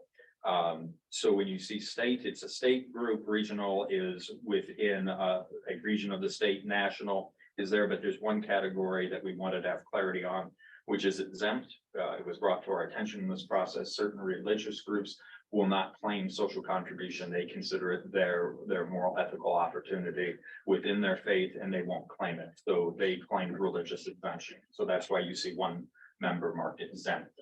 It's not that they don't contribute, it's that they can't call it that. And they won't per se. What we will walk through, and Chris will walk you through again, is the membership one more time as we look through to get to that number of 9. First, by filling the 7 areas that are required. And from there, we will look at the additional criteria. We are here to answer any questions about applications that you might have. So that way we can be a resource to you, but this is your process and your selection. Okay, so just to review the state requirements one more time, ethnic group, age group, and socioeconomic composition of the district, a business and community a member, landowner or renter, a teacher, an administrator, a parent, and a person with expertise. And so you'll see those category headings as we go through. Now I want to kind of point out as we move through these different categories and options, what we did was order them based on the ease of decision making rather than the numbered categories. There is no order for this category. We just have to meet these categories. And so we just felt like it would be easier for you to kind of narrow things down. And then as you choose those at-large memberships, what you'll see is who is left after you've made other selections. So let's go to the next item, which is your first category, the teacher. There is one applicant that qualified for this category, applicant number 13. So we would recommend that you select applicant number. Do we have consensus on the board for applicant number 13? Do we need motions on this? No, we No. make one motion. Yes, I'm in favor of applicant. Trustee Vargas? Yep. Trustee Yes. Alvarado? Yes. Okay. Okay, I Kristen? do have a question. Yes. Is VTA, they're gonna have a teacher on there too, though, right? They're having a representative. That would happen at the end. That would be your 2 at large. Okay, so wait a minute. And this person is not their representative. But let's be clear, that is a decision the board would have to make. There's no requirement at the state level that happens. That's just an agreement that we have had. And so that is a conversation that the board vice president would lead when we're finished filling the 7 required positions. I see. Okay, so then, based on, so how would that work? Would VTA make the recommendation of who they want? Well, Sean will lead you through that. when we get Yeah. there. Okay, Yes, so and then so- I would change mine. I change mine because if VTA is gonna make a recommendation, that will fulfill the teacher requirement. This is reflective of who applied for the committee and met that requirement. So that's the VTA nomination. Sean can talk about that a little, is separate from this, but it was not a full application to the committee. Okay. Nor was it received within the window of application. I will also offer as a certificated administrator of rendering, the person, while VTA has a right to appoint a representative, that person isn't necessarily an active teacher in the classroom. I see. This person is an active teacher in the classroom and meets the requirement. It still reserves VTA the right to have the person they've appointed, and it's my understanding that that person may not meet necessarily that requirement. Okay. So I'm gonna hand it back to the vice president, just so there's clarity. Yeah, on just to this. recap, we had trustee Vargas, President Alvarado, myself in favor of candidate number 13 for the teacher spot. Trustee Morocco, do you concur? No. Okay, so we have consensus, but not unanimous agreement. Okay. So your next category is for administrator. There were 2 applicants. And so you'll see kind of other additional categories, right? Again, we talked about kind of minimum requirements versus multipliers. You know, also being able to meet your district composition, we would see that as a multiplier. You are looking at your district area representation. You've got representation from 2 different areas. You've got one of the administrators who also qualified from the expert category. So you will see applicant number 8 also in that category. It may be worth your consideration that in the applications, there is only, to our understanding, 1 member from area 5 that did make an application. And now we will have to appoint is an expert. Yeah, so that's the second one. So yeah, so I would say for me, I would go ahead and say that to meet the. Where are we at now? We're at Administrator and district. administrator. I would say applicant 11 for to meet that one. Steve Vargas, Applicant 8. President Alvarado, 11. I spoke on top of you. You said 11. Yes, ma'am. Thank you. And I also feel, for reasons stated of having area representation, that application number 11 would be my choice for the administrator. So that's 3 trustees in favor. Thank you. Kristen, I see next we have the category for expert knowledge. Yes, so you had 3 qualified candidates. Candidate 8, again, from the previous category, which was not selected, so we can keep that application on there. Application 14, application 16, you can see the additional categories as well. So application 16, district composition, application 14 and 16, both meet the business owner requirements. All 3 meet the property owner renter requirements. Application 8 is an administrator in the district as well. And then your area representation. I would like 8 for the expert. And we'll mix up the order on the next round. Sorry. I know, I know you're eager. So we have 2 trustees recommending application number 8, President Alvarado, your selection. 14. I also I felt application 14. So now we have a tie. Is there any additional information that you could give that's would differentiate 8 and 14?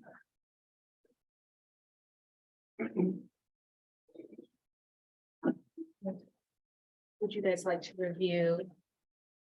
Yeah, in my Sure. case, the reason I'm tipping toward number 14 was that the work experience is related to engineering and being a business owner. This individual has a Bachelor of Arts and Bachelor of Science degree and has been very active locally with economic development, Chamber of Commerce and Tri-City Hospital boards, and, the business that this individual operates has been in Vista for 23 years.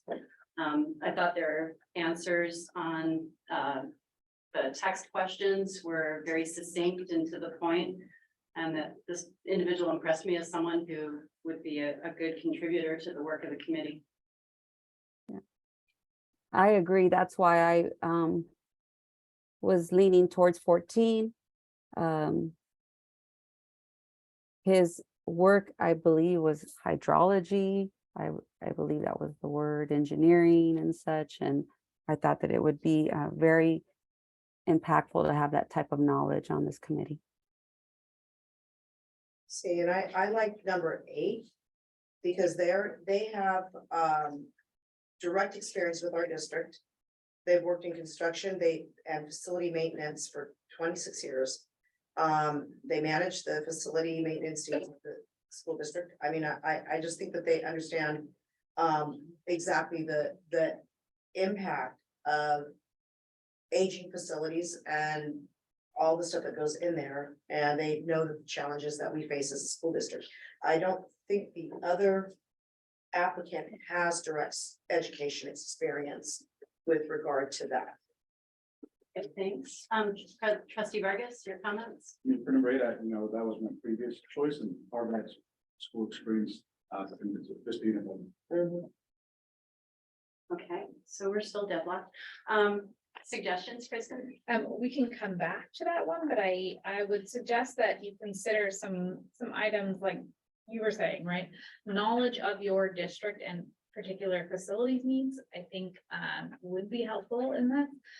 Technical expertise in engineering is helpful. It is great to have that perspective, but you may get that perspective from others on the committee as well. And also consider that anybody that's not selected in this particular category can be considered for later categories. Yeah, that applies to both of these candidates.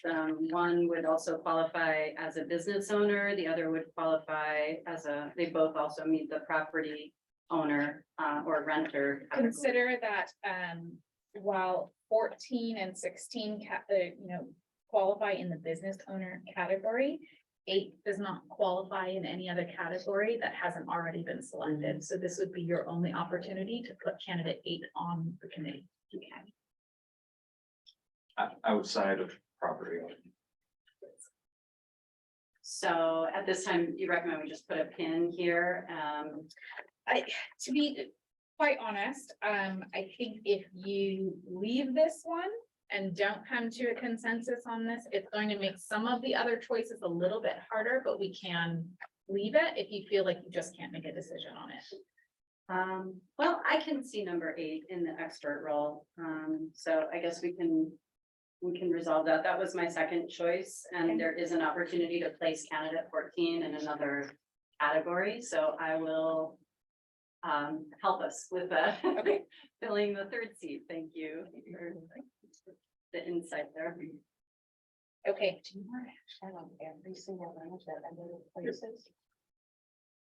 Okay, so the next category is business owner. So these are all the candidates that qualify for business owner.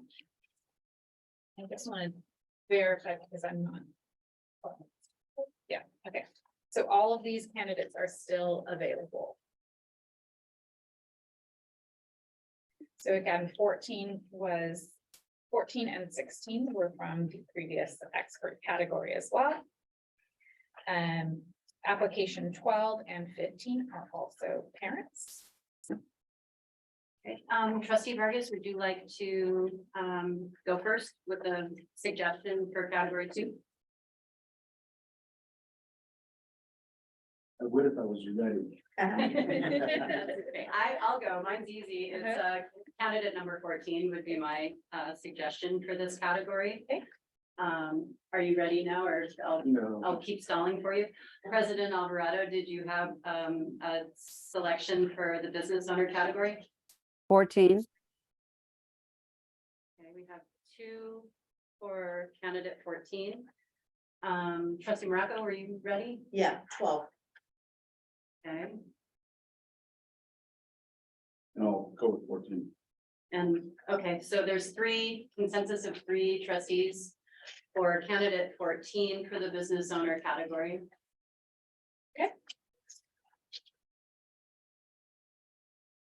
So the next category is your district composition. And correct me if I'm wrong, Kristen, but this is where the next few categories, most of these candidates overlap in terms of qualification. Yes, so these are some of your compulsory categories, right? For the most part, most of your applicants are gonna represent all of these categories.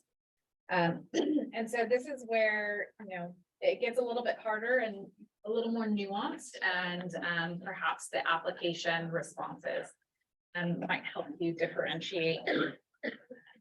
Could you recap for us where we are with area representation, geographic representation in terms of our trustee areas as we like hit this next section? Okay, so we have one representative from area 5. You're perfect. Representative from area 2 and a representative from area. So I have 2 area 2. Yeah, we do have a total of 4 candidates selected. Did I just miss the Your last business one? owner 14. Oh, 14 is, yeah, area 2. Okay. Yeah, and I noticed in the applicant pool, just for people who are listening, 75% of our applications were from area 2. So this committee mathematically will skew to that area. So I'm glad to see that we're already placing some committee members from alternative areas. And What so you- with that in mind, we can Let's see. consider some nominations or suggestions for category 1 from our trustees. Martha, I'd like to have you take a turn going first, but you didn't have much time to prepare. Yeah, how about candidate number 11? 11, I believe I was already selected. Oh, Yes. I'm sorry, as you were, darn. Hold on. Number. Yeah, you didn't give me time to prepare. So President Alvarado, the only one that has been selected on this list is 11. All of the others are available. Okay, yes. Number, oh man.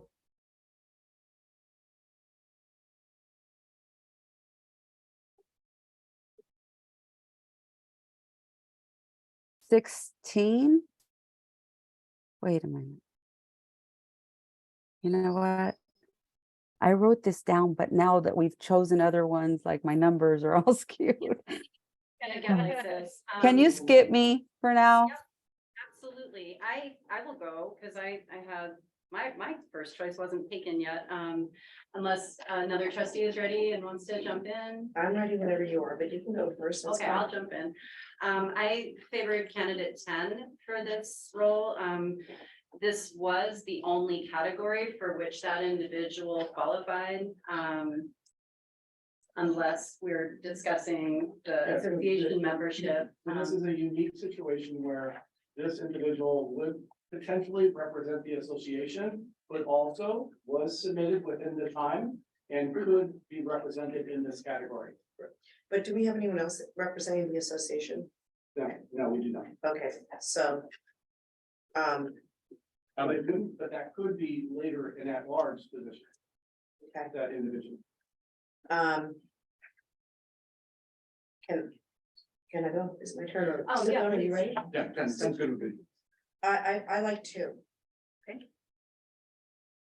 Okay, so we have 2 trustees for candidate number 10, 1 for candidate number 2, President Alvarado.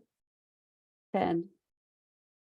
10. Okay, so that's 3 trustees in agreement to place candidate number 10 for the district composition category. Oh, wait, no, we do have another association. Number 13. I don't think that's a, You've already selected number 13. That's, yeah. Oh, That's your okay, team okay. representative. that's not for this candidate category either. So district. No, I know not this candidate. No, I know, but I'm saying when we do association.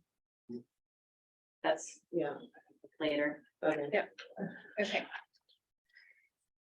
Okay, so the next category on the presentation is the parent in the district. And Just make sure to. Yes, Kristen, all of did you these have still- any? There are none. Yes, so all of these are still available. I would say that you may want to consider and look at, because we don't necessarily have a large spread in trustee areas, but you may want to consider where they have children in the district or schools that are represented across the available candidates is in their application. Okay, I'm ready. Please. 15. Trustee Vargas, do you have a recommendation? 1. Okay, we have 15 and 1. President Alvarado, did you have a recommendation? 1. 1. Okay, thank you. I am in agreement with 1. That parent has students at 3 different schools. I think that's at all levels. I think that's a good representation. And I'm looking at it from a 15 has parents, school, children at different schools too. So, and also 15 is in area 1. artist making statement. Yeah, for district, from application 1, I see that there's involvement with DLAC, so I have not seen that from the other candidates, so that's. the reason for that. Provides you some additional representation. That is accurate. Of all the applicants, there was only one that listed DLAC. Okay, so So you have a consensus for applicant number 1. and that brings our area totals, 2 for area 1, 3 for area 2, 1 for area 5. Those hashtags are correct. Those are. Okay. I will do this after. It's all gonna be the same. Rachel, you're doing a great job. It's all gonna be the same. So, let's go on to property owner or renter. And so you have just about almost all of your candidates, have that. So let's make sure you know which ones are available. So 1 is not available. 8 is not available. 14 is not available. Okay. So, I don't want to catch anyone unprepared, but Cipriano, are you ready with Yep. the recommendation? 17. Okay, 17, trustee Morocco. 15. Okay, bear with me here. I'm writing notes. President Alvarado, your selection for the property owner category or renter? Can Kristen or Sean, could you guys tell me if any of them are part of like a neighborhood association as stipulated in one of the in one of the slides that said if they're like a property owner, renter, preferably part of a neighborhood association? Can I get a little more direction on that? Are you looking for somebody who's sitting or has listed that they have been part of a neighborhood association? Sitting on one. It's currently sitting. I did not see anybody. I only saw one applicant that stated that they had previously been on a neighborhood association.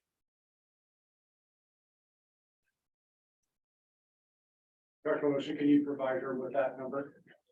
The member that indicated they had been part of the neighborhood homeowners association was applicant number 6. 6.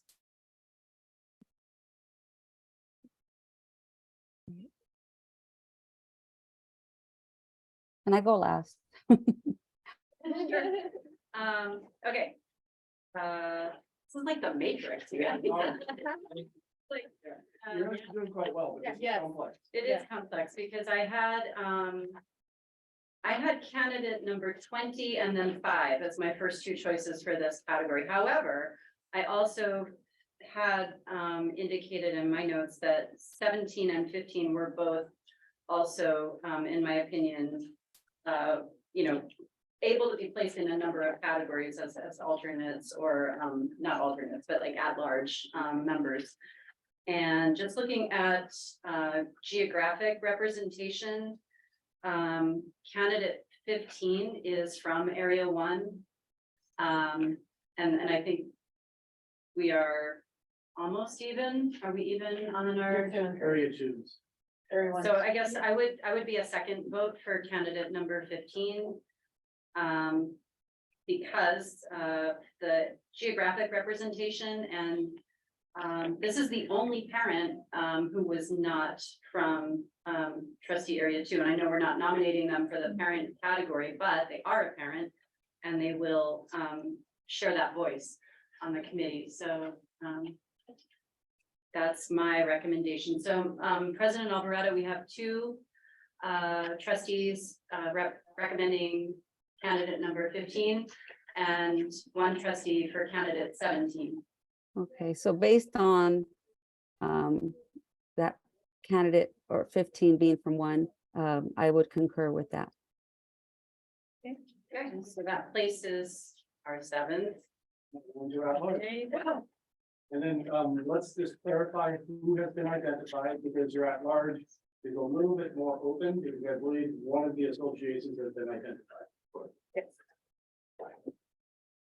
So now, Sean, walk into the association commitment that we've had historically in the district. Sure. So the association agreement we've had historically in district pertains to board subcommittees, of which this is a unique circumstance. But for our board subcommittees, we've held the ability for our associations to nominate a representative for both CSEA and VTI. CSEA put in a regular application that is represented within the 7 at this time. However, VTA has put forward an additional one. And my understanding of the criteria is that the person would necessarily qualify within that. So that would be one for your consideration for an at-large member. Can you clarify they wouldn't qualify within? As a teacher. They're not in classroom teacher. Okay. So I'm good with BTA's with BTA. So that'd be applicant. Applicant 21, but we Yeah, we have applicant one. 21. Okay, and before we start making recommendations, did any other trustees have questions about that process? I did, because No.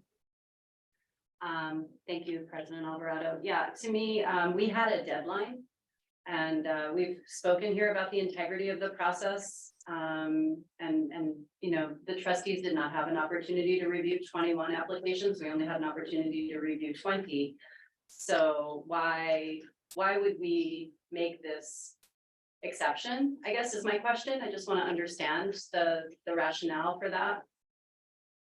Well, I think there's a couple of things that the trustees may want to take into consideration. This is a rather unique circumstance that's a bit different than most of the board subcommittees, where we do a selection process and they simply select. So there is a little bit of a different process here where there was an application. There may have been some confusion around whether they would just have the capability select or would have to submit an application as part of that. So I do think there are some additional considerations that go along with that. But it would be for the board to decide on that matter. What I'm stating is based upon the application as I understood it. They did submit an application. It came in in its entirety today. It came in part the day before. But as I understood the application, it still wouldn't qualify under category 5 by the state requirement. So it would have to be an at-large person. I also want to point out, we have 2 at-large positions to fill within this category. So you can choose to vote on 2 or 1 at a time, kind of pick one and then move on to the next one as well. So just take that into consideration. Okay. For, in your experience, Kristen, for at-large placement, and looking at the spots we've already filled, do you have guidance and recommendations for us? So I think the key here is what is your balance based on your representation so far? I think you've got a good balance in your areas. You only have one applicant from area 5, you've got 3 from each of the 2 other areas. Based on the information that we have, what you may want to look at is, do candidates bring more than one perspective, right? And that might be an opportunity for you to bring more balance to the committee if they qualify in maybe more than one category. And that's additional perspectives that they bring to it. Beyond that, it's looking at, you know, again, district representation. Can you bring in more site perspectives? Because that's going to be important in this process, is for this committee to be able to have a holistic view of the district and potential impacts or understanding of impacts on school facilities throughout your district. You may also want to consider if one of the first 7 can't fulfill their obligation, that you want to be able to have backup. So somebody that has a wide variety of categories that they qualify for, then allows for us, it may not be the area you selected in, but we can then shuffle the members, so that way we meet all legal requirements as we go through. Okay, trustee Vargas, do you have any thoughts for us? I'm fine with the VTA recommendation, but an additional recommendation, I would say. Application number 20 has military experience. It's a military family. That's one that stands out from the rest. I also saw some strengths in application 20. They're a parent. They do also volunteer with PTA and have a connection to other parent voices. And that, if I'm reading correctly, that the husband and wife in that family are both Vista Unified graduates and lifelong residents here. So I think that's valuable perspective. That would be applicant 20 having consensus for 2 and a VTA rep having consensus for 2. VTA. What did I say? You said DXA. No, she said BTA.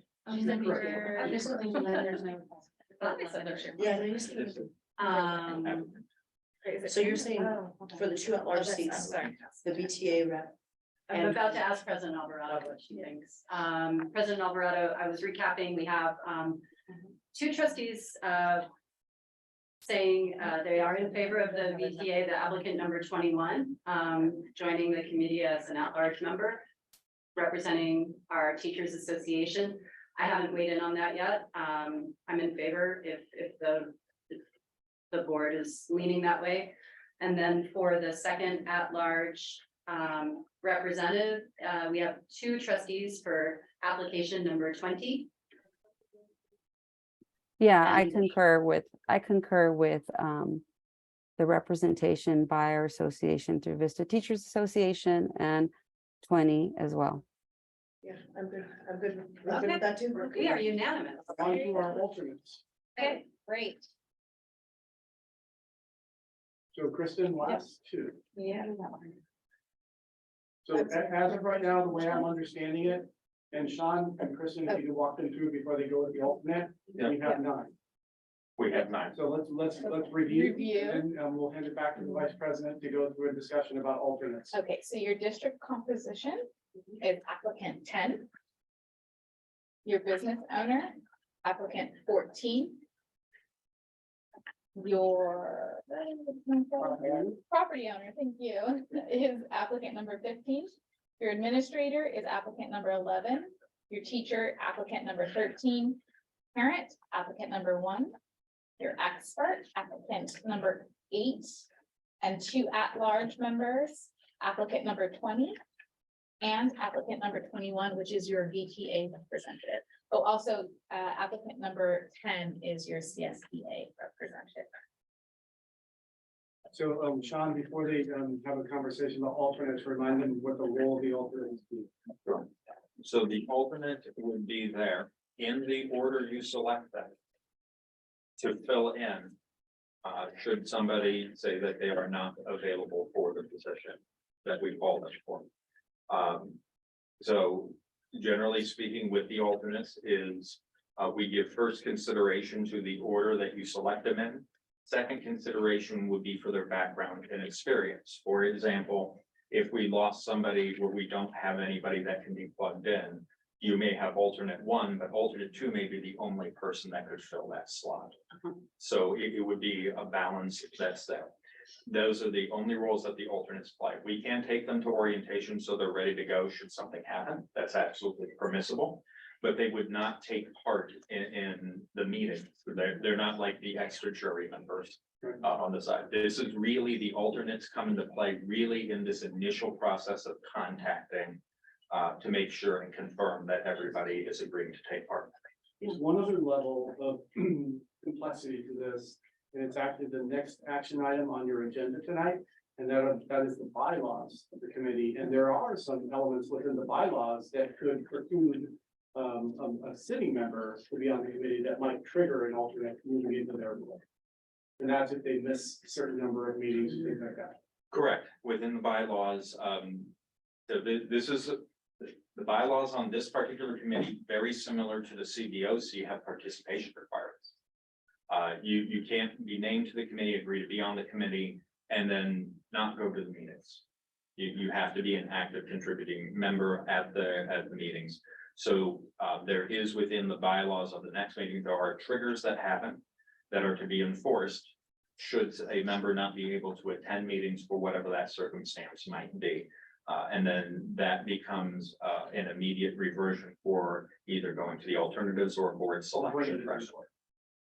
And ultimately, the board would have the option of reconnecting and having a conversation about that, or allowing us to move forward with utilizing one of the alternates.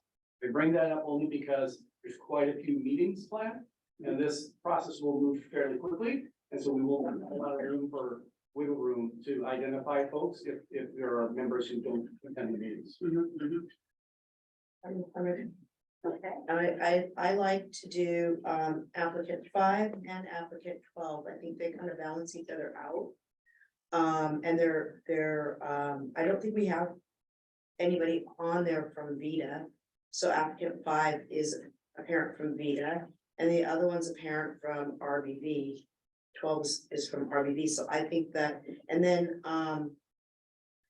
applicant 5 is district composition, whereas applicant 12 is not, but applicant 12 is a business owner, whereas applicant 5 is not. So I kind of think those two might be good to balance each other out.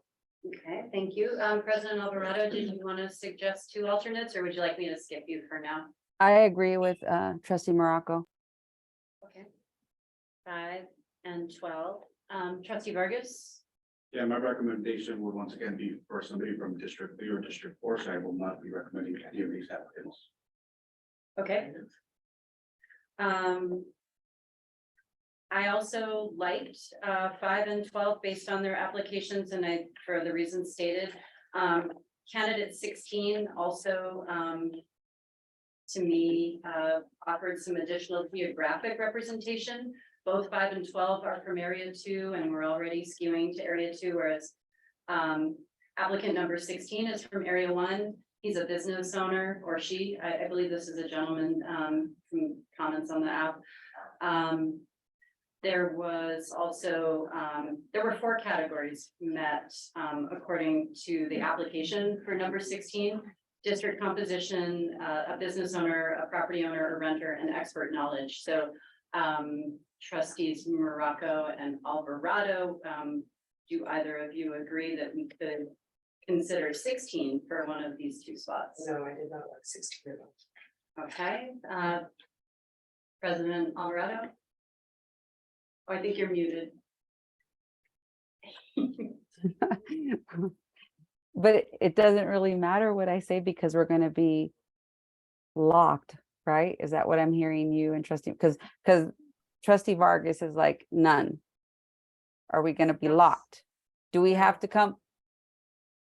No, we're not. No, I just suggest, I can agree with 5 and 12. Yeah. I just thought maybe for the reasons I said, it might be worth considering another one, but if I don't have consensus, then I can stay with where we have consensus building now. Well, I like the 16. because I did have 16 written down. Is that a person from the North County Regional Chamber? I don't have that note here. I have this person was active with the Lions Club and a lifelong Vista resident, certified financial planner, has a bachelor's in economics from UCSD. Yeah. Well, that person has 4 boxes. 1, 2, 3, 4. So that would cover kind of like a big area in case someone can't fulfill their obligation. We could put that person in 4 spots. So does that mean that 2 people, like, so trustee Vargas is abstaining from this consideration? Is that what or no, he's saying I have none. Is that what he said? Not from here, so. But what do you think of 16? Oh, no, you were about to ask Kristen to step in. Well, let's just address, President Alvarado's question about Mr. Vargas, and then I'll Okay. interject my thought. Do you want me to, just so she's clear, she may not have heard. So, Supervisor, could you restate so President? Yes, Alvarado's clear. so originally we began this conversation with like, let's get this committee to work. We have 9 applicants. Currently, this is still missing residents from 2 out of the 5 districts, and this is a district committee, so my recommendation would be to reserve some of these for a district 3 or district 4 resident, if there's consensus, but we have 9 people to work with. And then what I was going to interject, President Alvarado, was that, and perhaps Kristen can shed some light on this, is it possible to have 3 alternates? They would also all obviously be selected in order Yes. of identification. You so can don't name have the to have number two, of you could have 3. alternates that. Again, you have your members that you said you wanted to select. So you have met your requirement for your state requirements. You have met your district requirements. You have the 9 that you said you wanted to put on the committee. These are alternates. You can decide how many alternates you have. And again, it's thinking about, as Sean said, you're going to add those alternates kind of in the order. So thinking of that, that level of presentation. Yes. So you could have 3 right now, so you could have all 3 of the numbers, and you would just have to agree on the order of the 3. Okay. Thank you for that. I would be in favor of that. President Alvarado, would you be in favor of having 3 alternates and we rank them? Sure. Trustee Morocco, would you be in favor of 3 alternates? No, I don't like 16 at all. So, no. Okay, is that, Could we table the decision of alternates when we have to another meeting? You could? Well, can we always add alternates, additional alternates later on? You could, but keep in mind the fact that it's entirely possible as Sean moves forward with your decision and engages this team, that 1 or more of the people you've identified may not actually end up being on the committee. It's possible. Right. That's the purpose of having an alternate. And if that's the case, then it will slow the process down. So I would highly recommend you select some alternates because it's entirely possible. I've done many committees, entirely possible that 1 of the 9 will not accept it. Well, let's go with the first 2 that we said, 5 and 12. we have Right. consensus for 5 and 12. So let's just go with that for now. Okay, then, are we ready for a motion? I think we're finished. Okay. Then I'm looking for a motion to appoint the members of the District Asset Management Committee for a 2-year term. We will identify the applicants by number. In no particular order. I move to accept the identified applicant numbers to our District Asset Management Committee. I second.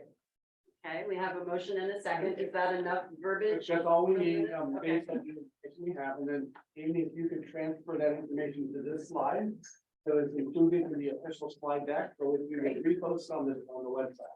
That got really easy at the end there. Yeah. I think that was like, I'm gonna have to say all these numbers. Okay, oh, there's a motion on the floor. We have a motion and a second. All those in favor say aye. I, Aye. Aye. Motion carries. And our next agenda item is to discuss the bylaws of the committee.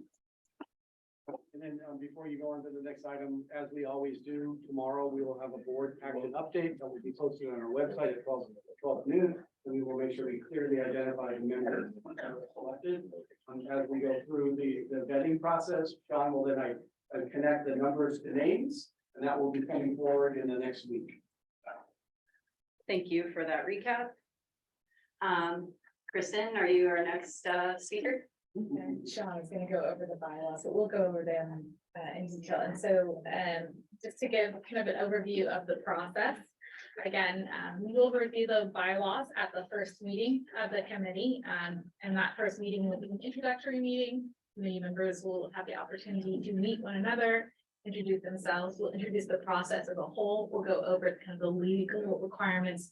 The statute that kind of stipulates or is the impetus for the asset management committee, and then we'll review the bylaws.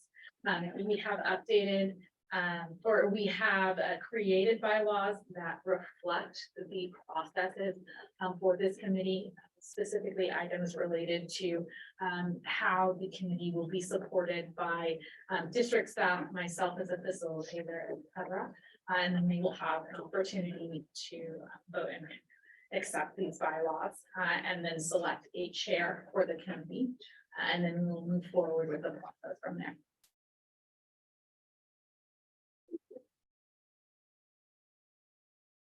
These are very standard bylaws. It's the, this is very. So it's as simple as asking for a motion to Yes. approve the bylaws? Yes. Yeah. I make a motion to approve 16B. We have a motion and a second to approve item 16B. All those in favor?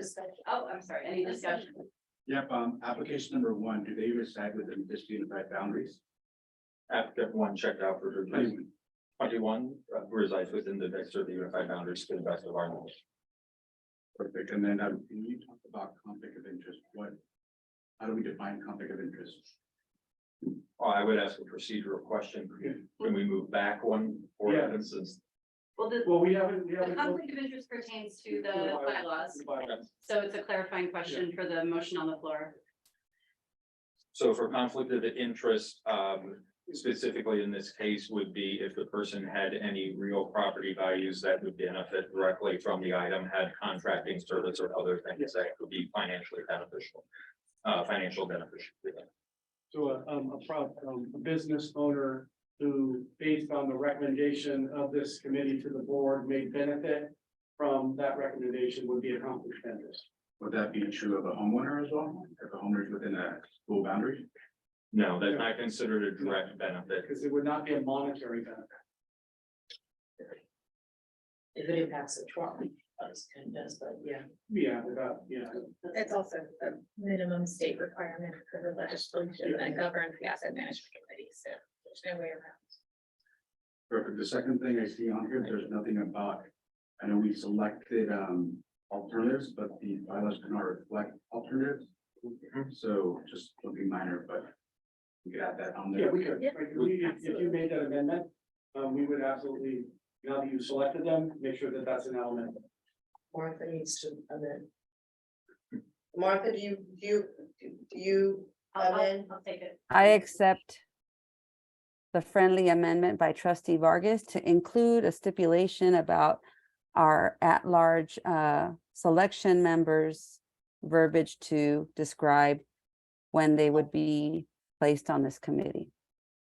I'd like to make a friendly amendment to your friendly amendment that's, we're discussing not at-large members, but the alternate members. Oh, yes, I misspoke. Thank you. I So meant alternate. There's a friendly amendment to the motion on the floor that we approve the bylaws as presented with the addition of verbiage around the alternate process. Yep, and then the second thing is on purpose. The purpose of the committee shall be to review and analyze real property owned by the district and make a determination about the use of disposition of that property. It should be recommendation, not determination. That's a friendly amendment as well. Which page are you on?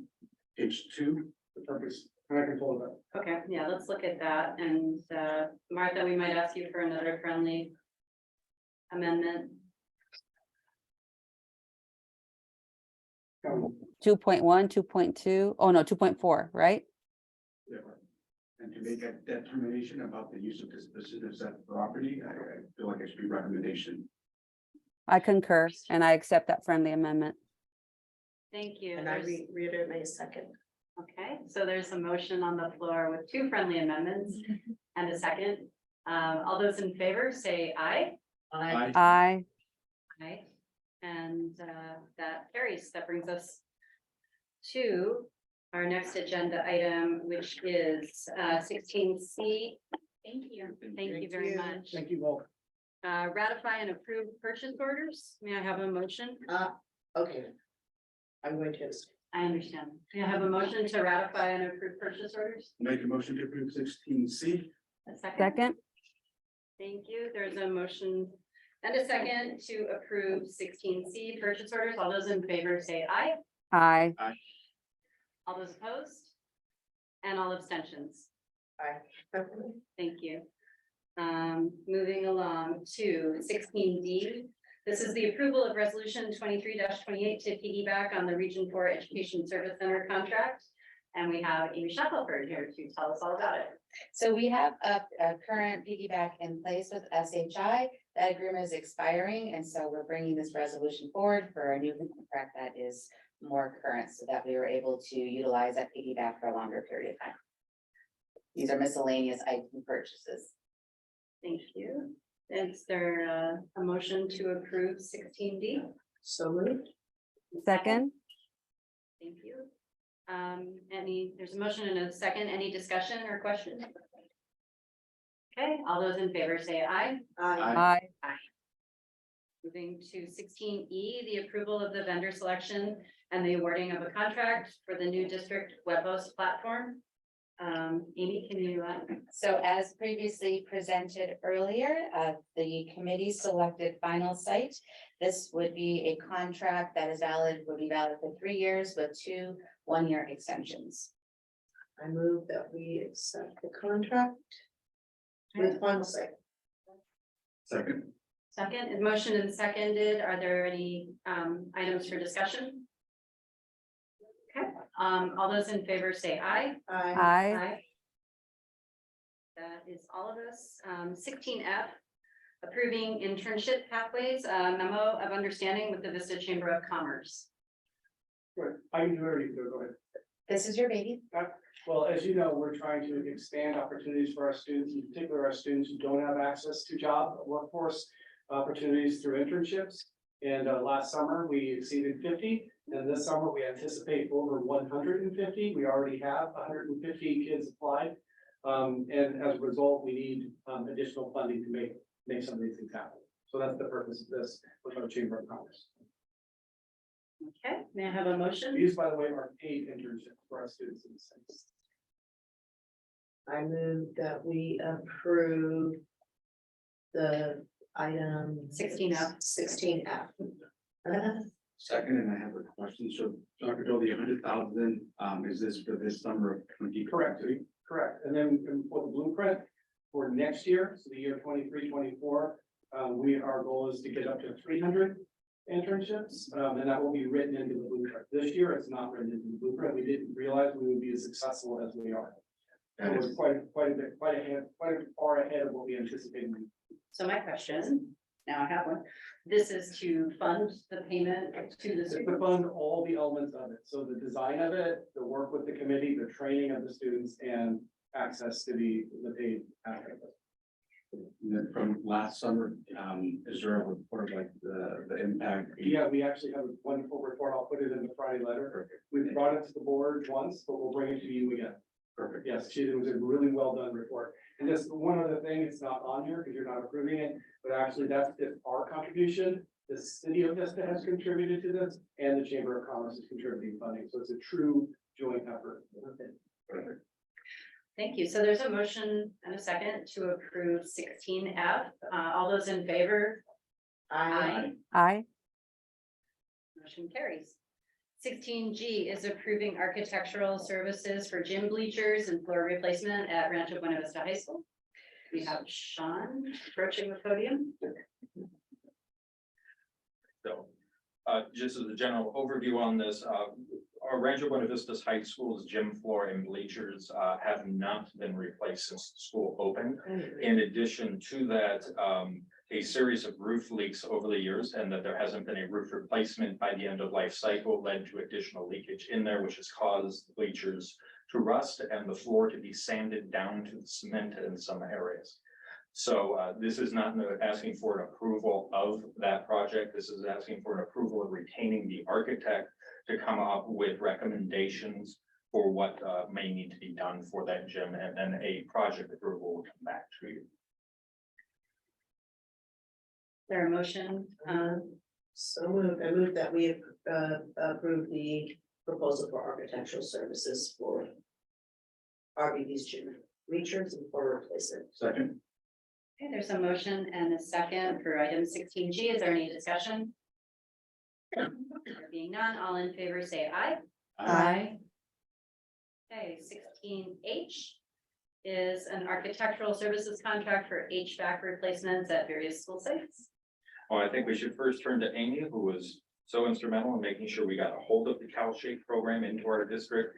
And she can give you the background on CalShape and what it qualifies us for, and then I can share why this initial grouping of schools has been selected. But this is not the only schools to be brought forward. This is the first grouping as we look to upgrading all HVAC across here. But I think credit goes to Amy for CalShape and all the work was done. So I'll turn it over to her. CalShape, I will give kudos to the facilities department who was instrumental, working to obtain the data for those grants and the processes with the CalShape. So it's a multi-step funding process. CalShape, we received grant funding to do the ventilation studies. And then once we have the ventilation studies, then the next part of the process was to use the $9 million that we outlined in the blueprint, the ESSER funds, to then purchase the equipment, and it would also pay for this architect's study. And so based on the ventilation studies that were completed by third-party experts, these were the schools that were selected. They're also the oldest schools with the least amount of fresh air circulation, which is a goal that we want to be in alignment with industry standards. And so these are why those schools were selected. John, do you want to add? The goal here of the program pertains to just a clarification around an item that gets a little confusing. And that's a thing that I'm grateful to my science teacher in high school for clarifying the difference between carbon monoxide and carbon dioxide. We now monitor CO2, carbon dioxide, which we're well within the normal daily limits within any scientific recommendation from OSHA or any scientist. We're well within the daily limits of what an 8-hour exposure should look like for anybody. However, CO2 levels also directly correlate scientifically to virus transmittability within a room. So the higher the CO2 level, the higher the likelihood that a virus would be transmitted across that room, which is why we're monitoring those activities. What the new air conditioning systems are able to do is provide heating and air conditioning of fresh air, not just recycled air, which then vents out the CO2 at the same time. And that is the purpose here, is reducing the number of sicknesses within the classrooms of our teachers, our faculty, staff, and the students. So that's the goal here of the program overall. Thank you. I move to accept 16H. Okay. We have a second? Second. There's a motion and a second. Any discussion? Yeah, I have a question. So when it pulls in this fresh air, does that cost us any extra energy to heat or cool that air because it's not recirculated? Is that correct? Sure. So for the new units, they are more energy efficient units. So the new units don't do that. We want to be absolutely clear on a few things about this. There is right now no more CO2 in our rooms than there were last year or 10 or 15 years ago. We just now are aware of it. And now that we're aware of it and we have various funding sources to do something with it, it allows for us to replace those older units. All the units that are listed in this particular study are past end of life by many years, if not a decade or more. So as a unit ages, it becomes less efficient anyways. It uses more electricity and becomes less efficient in the exchange of air. The new units would use less energy, be more efficient, be able to reduce the CO2 levels within our classroom and be able to meet all of those goals. Thank you. That does bring up a really interesting point for the board to know. That's a sophisticated question. And that is there will, as we get to replacing entire units, we will need to go through a re-education process of our staff. As a result of the pandemic, there were some best practices that were shared that are not environmentally friendly. And one of them is to leave your air conditioner on and leave the windows open and the doors open. And that is a practice that's happening across our district, I would imagine across the entire state of California. So that is something we're all gonna have to come to grips with, and people are gonna have to learn how to close the doors and the windows, because it's actually safer for the kids, and it would be way more environmentally friendly. So we don't want to air condition the entire city, we just want to air condition classrooms. And that was a recommendation by the specialists. That's so the teachers didn't just do it because. So that will be a re-education process that we'll have to go through. Are you in agreement, Amy? Are you in agreement? Yes, I see the electricity bills coming in my mind. I have one question about this, and it was, just where does, receiving a grant like this and a major project like this, fit in with our long-range facilities master plan? Because these are some items that we probably identified through that process that are now kind of, going through another, Sure. completion phase. So when we come up to the next facility workshop, we're gonna be reviewing a variety of what we call our graded funding strategy and approach. And this is something we just reviewed with the CBOC, our Citizens Bond Oversight Council for Measure LL. And the reason why we reviewed it for Measure LL pertains to what you're saying, which is if you just look at one funding source sitting alone, you may not feel like you're doing a great deal. But if you look across the intent of an entire branches of funding or various strands of funding, and you look at long-range planning or other things, you quickly start to see that that's a more responsible and strategic way to address these items. So yes, these units are identified in the long-range facility master plan as units that have to be replaced.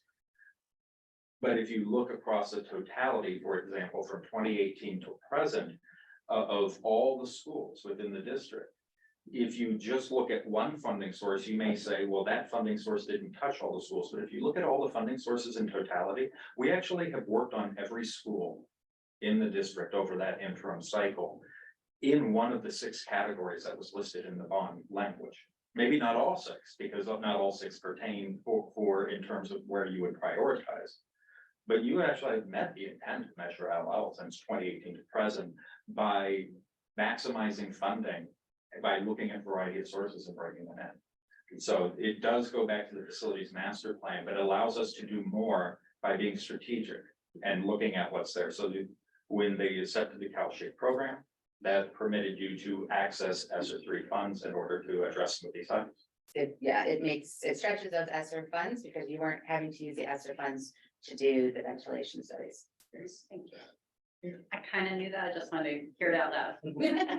And then we have the other funding sources like the COP funds, and any of the surplus RDA funds that come in above and beyond the repayment of the COP, we have access to. And then also that will be discussed, and we've discussed it in the past, are the opportunities to apply for those state matching funds. So they will come back to us when they're available and approved at the state level, and they can only be used for facility projects. So that would just be the next layer to do the next set of projects. Another example of having a savvy CBO, it's gonna go to our head right now, is our transportation and our electric buses. Because that's another thing that had she not gone after that funding, we would have used some of Measure LL. Would have gone towards that. So it's another example. So it's good to have people in positions that can be creative and innovative, so we can maximize our funding. Okay, so there is a motion on the floor for the approval of 16H. All those in favor say aye. Aye. Aye. Okay, that is approved, and we move on to 16I, which is the memo of understanding between the Vista School District and CSEA. Yes. So this is an MOU that we've been working toward, getting toward for your approval. And a little bit of a background with our classifications, that we have about 260 vacancies in the district right now with our classified employees. About 200 are from these classifications that are listed in the MOU.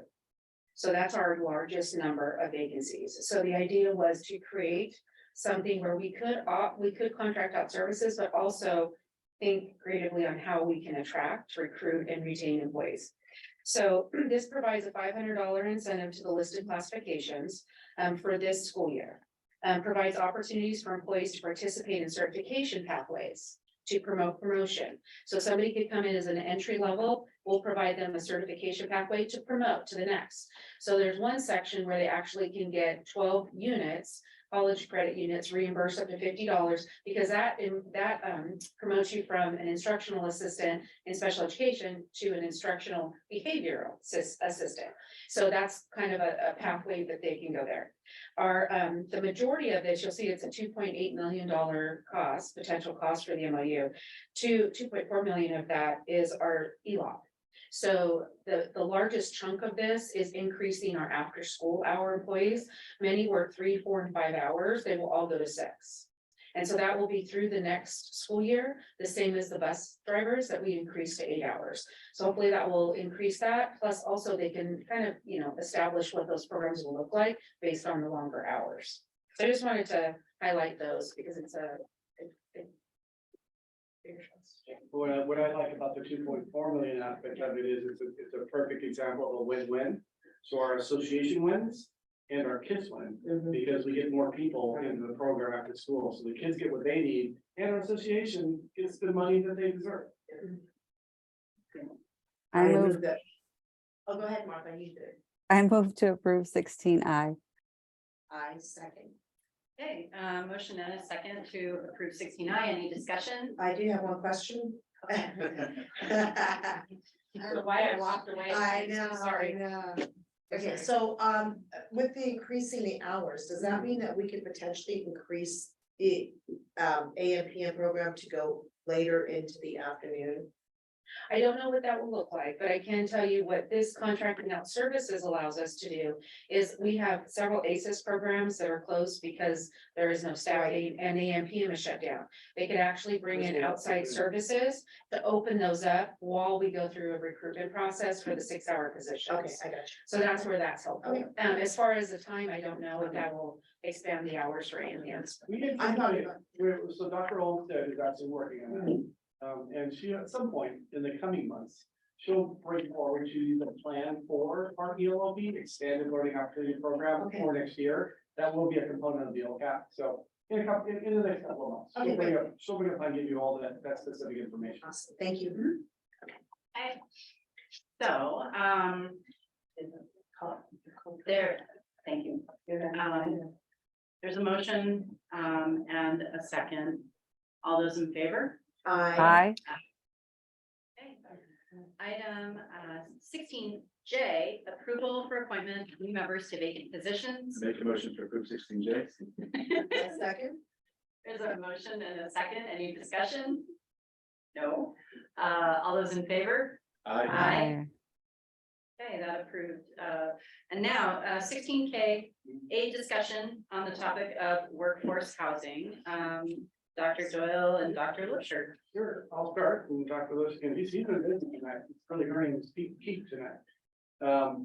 This is one that near and dear to my heart, and I know near and dear to many board members' hearts as well. Board member Vargas and board president Alvarado have kind of directed us to do some preliminary meetings and checking in with different people. Both of them have been with me in various meetings to check in. We've had some preliminary conversations with folks at the city level and other folks, even as far as the senator's office. And so the purpose that we have this in front of you today is for us to get more formalized. in our work. We feel like there's definitely some possibilities here based on that preliminary role. And I want to make sure that the record shows that we have full board support behind leaning into discovering, entering into conversations and ultimately bringing back to you some possible solutions for workforce housing. And some of them could be quick, faster than we thought. So that's really the purpose of tonight. Sean, do you want to add anything to that? Just to lay on the table that, this conversation's already started. And it will become part of something that goes back to human resourcing and other items that boards will have to consider. It's not a matter of just Vista Unified School District, but the simple fact of the matter is San Diego Unified School District has passed a measure to add workforce housing for teachers and classified members as an incentive. The Chula Vista School District has already broken ground on this process. So this is not a theoretical discussion that is out there. This is going to be something that becomes part of a discussion about the attraction and retention of high quality workforce within an area. Within the San Francisco Bay Area, a number of school districts led the way in this, and they found that it made a significant difference in order to retain teachers and classified members to be able to come, stay at the district and work at it.